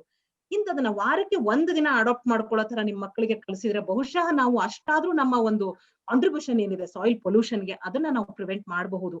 ಸೊ ಇದನ್ನ ನಾವು ಕನಿಷ್ಠ ಒಂದು ದಿನ ವಾರದಲ್ಲಿ, ಪ್ರತಿ ರವಿವಾರ ಇದನ್ನ ಅಡಾಪ್ಟ್ ಮಾಡ್ಕೊಳ್ಳೋಂತ ನಾನು ಕೂಡ ನನ್ನ ಮನೆಯಲ್ಲಿ ಶುರು ಮಾಡಿದೀನಿ. ಸೊ ದಯವಿಟ್ಟು ನನಗೆ ಒಂದು ಭೂಮಿಯ ಪುತ್ರಿಯ ಮುಖಾಂತರ ಇರುವಂತ ಎಲ್ಲಾ ಗೃಹಿಣಿಯರಿಗೂ ಇದು ಒಂದು ನನ್ನ ರಿಕ್ವೆಸ್ಟ್. ತುಂಬಾ ತುಂಬಾ ಚೆನ್ನಾಗಿತ್ತು. ಎಲ್ಲರಿಗೂ ನಮಸ್ಕಾರ. ಥ್ಯಾಂಕ್ ಯು ಈ ಒಂದು ಅವಕಾಶಕ್ಕೆ. ಎಲ್ಲರಿಗೂ ನಮಸ್ಕಾರ.